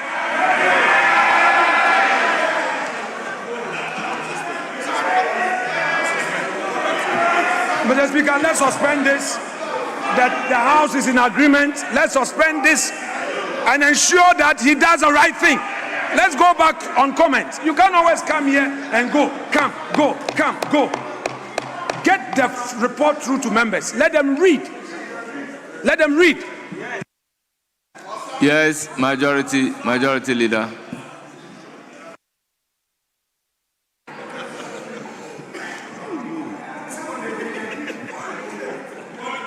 Mr. Speaker, indeed, it is the case that there aren't sufficient copies of the bill in the chamber right now. Even I had to ask the clerk for their copy of the bill. It won't be tomorrow, Mr. Speaker. We'll just take 2 comments, by which time I think that enough copies would have been distributed. So we'll take two comments, and then we'll get back to the bill, Mr. Speaker. Two comments, and then we'll get back to the bill, so that the clerks can make arrangements for enough copies to be distributed.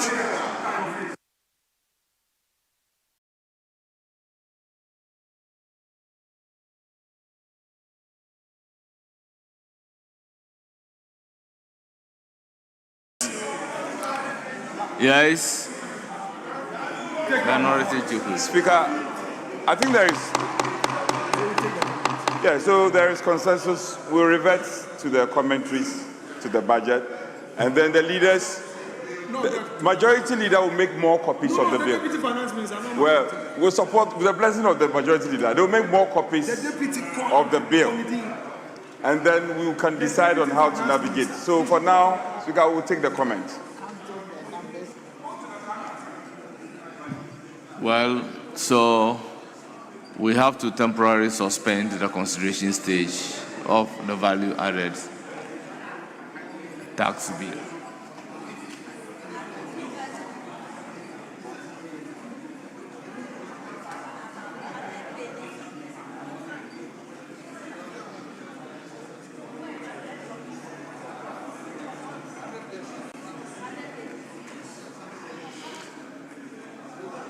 So, members, back to commentary. We'll give the floor to Honorable Dr. Sandari.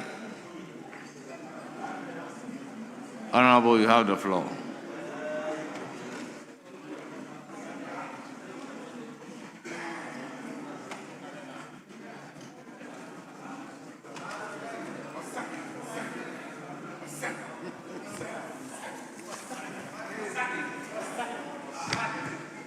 Thank you very much, Mr. Speaker, for giving me the opportunity to make some few comments on the budget statement and the economic policy of the government of Ghana for the 2026 financial year. Mr. Speaker, in 2025, this government presented the budget with the team resetting the economy for the Ghana we want. That was a budget of hope, a budget that laid the foundation to stabilize the economy. Now we have moved to 2026, and the budget is under the theme resetting for growth,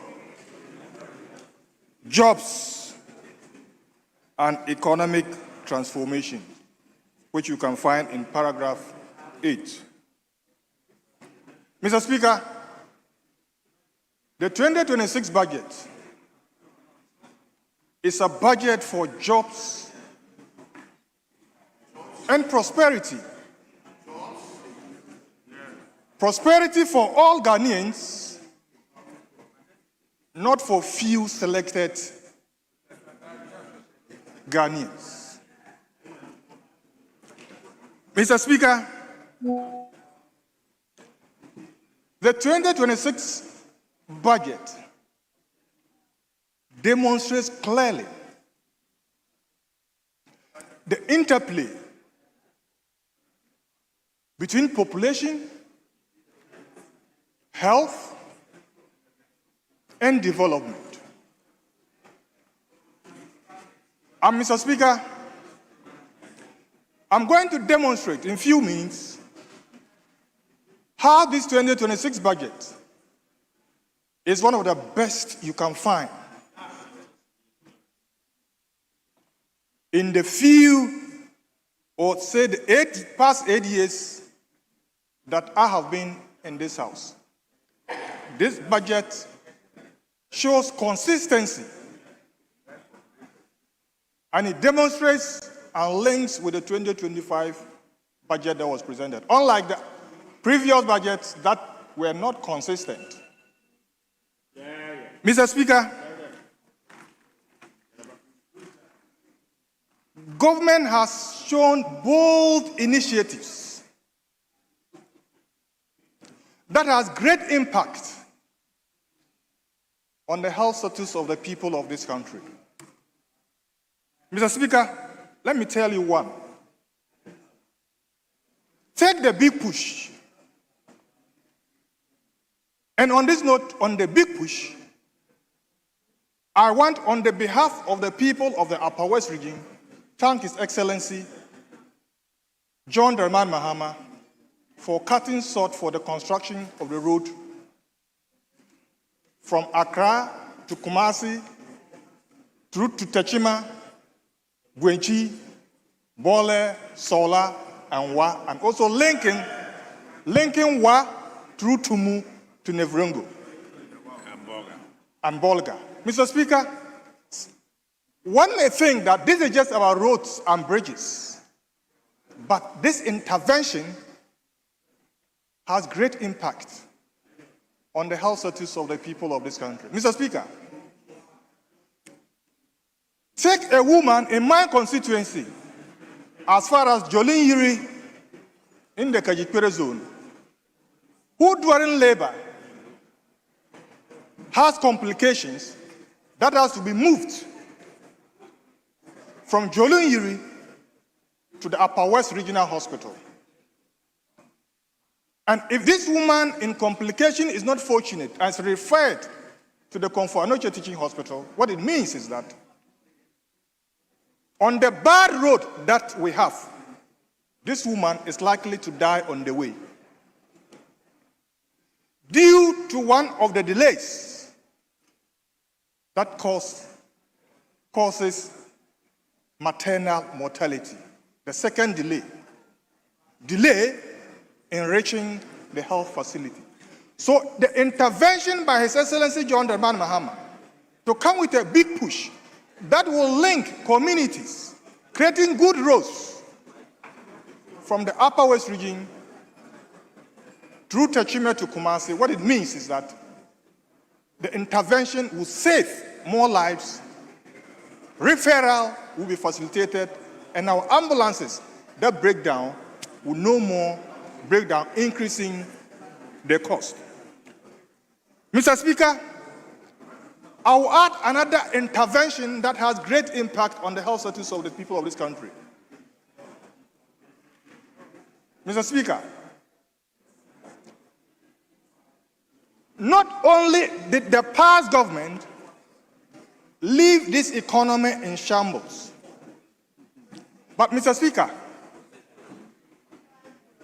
it will be shocking to the people of this country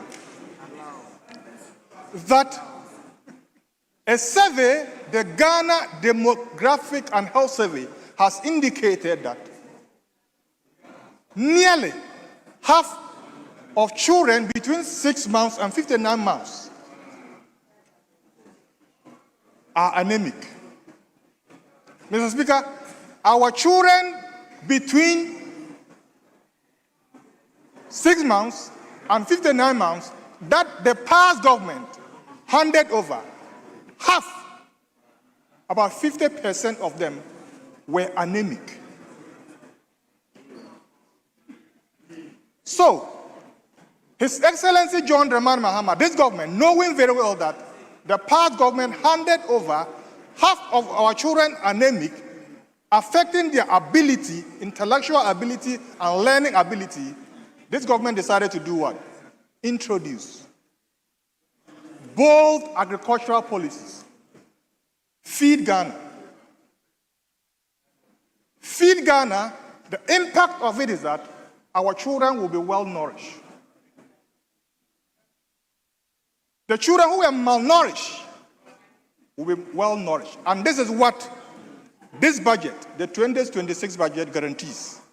That no more will the children of this country, half of them be malnourished, but almost all of them will be well nourished.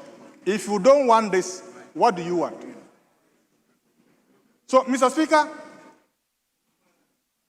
when His Excellency John Dramani Mahama promises, he delivers. And therefore, we are grateful for that bold policy. I will move from these great interventions into the real health sector. Mr. Speaker, if you go to paragraph 1057, it states that government is steadfast in the commitment to achieving universal health coverage, ensuring that every Ghanaian, regardless of income or location, would have access to quality health care. What it means is that whether you are in Accra, you are in Chebi, you are in Oti, or you are in Dafiama, or Buse, or Esa, you would have access to quality health care. Unlike the previous government, that people were struggling to even get medications, essential medications, at health facilities. Now, we are all guaranteed of quality health care, and that is what the 2026 budget guarantees. Mr. Speaker, I was surprised with my ranking member and other people who passed the Ghana Medical Trust Fund, yet they were not very sure or clear about the Mahama care. Confusing it with, free primary health care, and not able to differentiate what the fund does and what national health insurance does. Let me take a few minutes to educate them. Mahama Care is an intervention that deals with the complications of non-communicable diseases. National health insurance was not covering issues like dialysis. What Mahama Care will do is that this specialized care, these complicated non-communicable diseases that were not covered by the National Health Insurance will now be covered. That is Mahama Care. Don't mind. Just proceed. When you talk about free primary health care, you are talking about the care at the community level. If a community health nurse has to go on health promotion, has to go and educate the community members, at the community level, health insurance doesn't pay for going to visit and educate community members on nutrition, on sanitation, or whatever. So primary health care is more at the community level. So again, His Excellency John Dramani Mahama has put an intervention that ensures that primary health care is free. And one bold thing he's doing to ensure that is the fact that every year, in every district, at least 2 CHIPS compounds will be constructed. Manned by well-qualified community health nurses, ensuring that the people at the community level are healthy. That is a president with vision. That is the president who understands healthcare. That is the president who knows that there's a linkage between population, between health, and development. So he just doesn't throw interventions anyhow, but they are well calculated and structured to ensure that the people of this country are healthy. Mr. Speaker, I know time will not allow, but let me remind colleagues and the people of this country that the era where our children could not have access to basic vaccines, that era has passed. And since January till date, who can tell me that you have heard of shortage of vaccines for our children in this country? Have we heard that? We used to hear in the previous year from 2024, 2023, shortages of vaccines. A leader has come. A president that cares, and the president that believes that the children are the future of this country has ensured that no child is left out when it comes to immunization and vaccination in this country. So support this budget. Let's pass it, because it is a budget that will ensure that everybody, every Ghanaian, has access to quality health care. Our children have nutrition, food in abundance. The economy would move on, and our youth would have jobs. Mr. Speaker, they will have jobs. The people, the youth of this country will have jobs. Under this budget, and moving on, they are short of jobs. We are not like the other government, because this government, when we promise, we deliver. I'm very grateful to you, Mr. Speaker, for giving me the opportunity to make these few comments on the 2026 budget. Thank you very much. Thank you, Honorable Member. It's now the turn of Honorable Dr. Stephen Amwa. You have 15 minutes.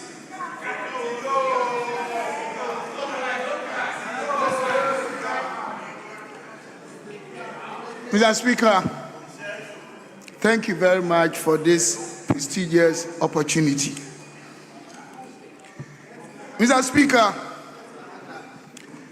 if there's anything that as a country, if you want to really keep that psychological contract between us and the very Ghanaians that gave us their mandate, is to tell the truth.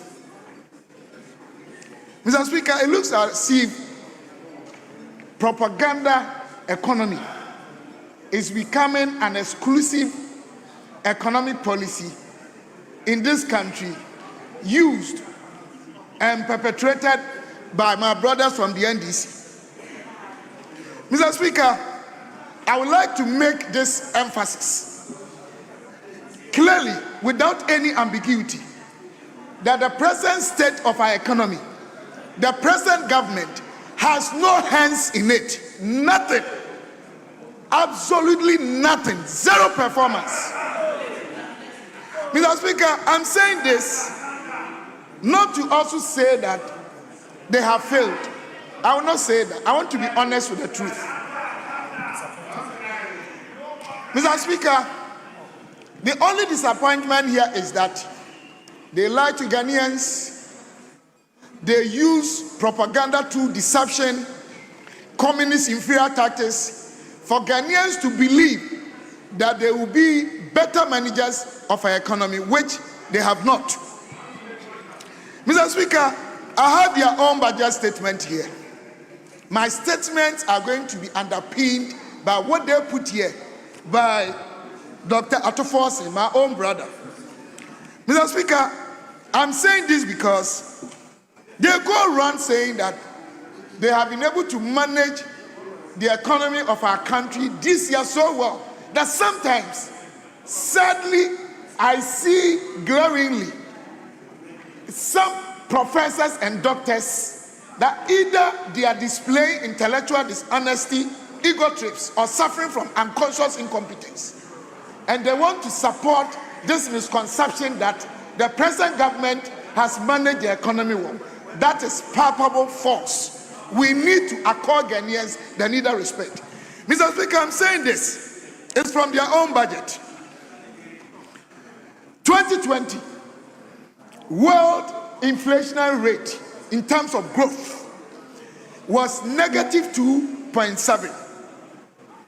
2024, it went to 3.3. 2025, 3.2. Sub-Saharan African, 2020, negative 1.2. 2024, 4.0. Then 2025, 4.1. Then let's come to Ghana. And this is where the lies of the NDC are being exposed. And Ghanaians should listen. Honorable Member, withdraw the lie. Mr. Speaker, the deception and the propaganda. I just asked you to withdraw. I've done so, Mr. Speaker. But the deception and then the propaganda that they are using to deceive Ghanaians and influence their decision-making processes are here in their own budget. Mr. Speaker, page 5 of the budget, and I have it here. 2020, Ghana grew 0.5, better than even the world and the sub-Saharan. 2024, our GDP grew 5.7, even higher than 2016 of 3.4.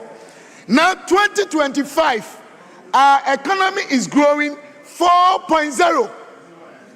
And they are telling us that even 2026, what they can do is 4.8. How could the same person or the same government tell Ghanaians that they have been able to manage this economy well? I mean, economic figures are not just something like you are using your own intuition to analyze a picture. You deal with numbers, numerical, and this is what you need to look at. Your own numbers are exposing you, and these are lies. Mr. Speaker, I want to accordingly ask, they should have been able to tell us which of their flagship programs or policies have contributed to the growth of our economy. I am asking, what is the percentage of the government spending this year that we see in terms of numbers in our GDP? What is the percentage of the 24-hour economy project in our GDP? Zero. What is the percentage of the big push to our economy. Zero. Mahama Care, respectfully, I'm not using that name because he's my president, but they say Mahama. Zero. NDC government has virtually done nothing this year economically. Nothing. Mr. Speaker, I'm saying this because economic process is not an event. Last quarter, last year, Honorable Atufosi came here with this budget. And he stated all the economic figures. Inflationary rate have been reduced from 54.1 to 22.9. Exchange rate from 54 down to about 16.8. Our GDP was growing 5.7, higher than even 2016. And they are benefiting from that because we are running defensive sector economic market. And they should understand that there's a lag period. So what Ghanaians are enjoying today, it's got nothing to do with the NDC government. Mr. Speaker, come to the exchange rate. What are the independent variables? What are the factors? One, we need to look at the primary balance. We need to look at our GDP growth. We need to look at our reserve. They were all doing better 2024. Two, by December 2024, we had put in our coffers over $500 million because of what we did. The syndication process or policy that we domesticated in our country. Mr. Speaker, by January 2025, we had put over $1 billion. What has NDC government done about our exchange rate? Nothing. Two, we had had a very peaceful elections. And for that matter, we had had, yes sir, we had had a very peaceful elections. And as a result, it has attracted the interest of investors. Three, America had engaged in, terrorist war with its partners from the Asian countries. The NDC government should tell Ghanaians one policy they put in place. One, economically. They've not done anything. And I think the earlier they told Ghanaians the truth, that managing the economy of this country, the NDC has no idea. Even now, we are still finding out from them. We want to find X from the NDC, whether they are capitalistic or socialistic in nature. You can't do pro-poor policies. You cannot manage the economy. You don't know anything. Everyday propaganda. And you'll be exposed. Mr. Speaker, this is inflation rate from their own budget. 2023, because we have been reducing the inflation rate, we reduce it within 1 year by 16.3. The NDC, they've done 16.6, which means we've done better. Mr. Speaker, then we want to come to the most important aspect. Mr. Speaker, when it comes to managing the economy of any country, Mr. Speaker, how can the two leaders be up at the same time? Please, I will humbly expect my two leaders to resume their seats. Mr. Speaker, Mr. Speaker, Honorable Stephen Amwa, few minutes ago, the word ignorance was used. I asked that it be withdrawn. So you should also withdraw. They don't know anything. Mr. Speaker, I've done so respectfully. I have withdrawn. Continue. Mr. Speaker, all that I meant was my brothers are rather suffering from unconscious incompetence. And some of them are displaying intellectual dishonesty or ego trips. And they are all distortions of public information to put elements of adulteration in decision-making processes. Mr. Speaker, I want to come back to this.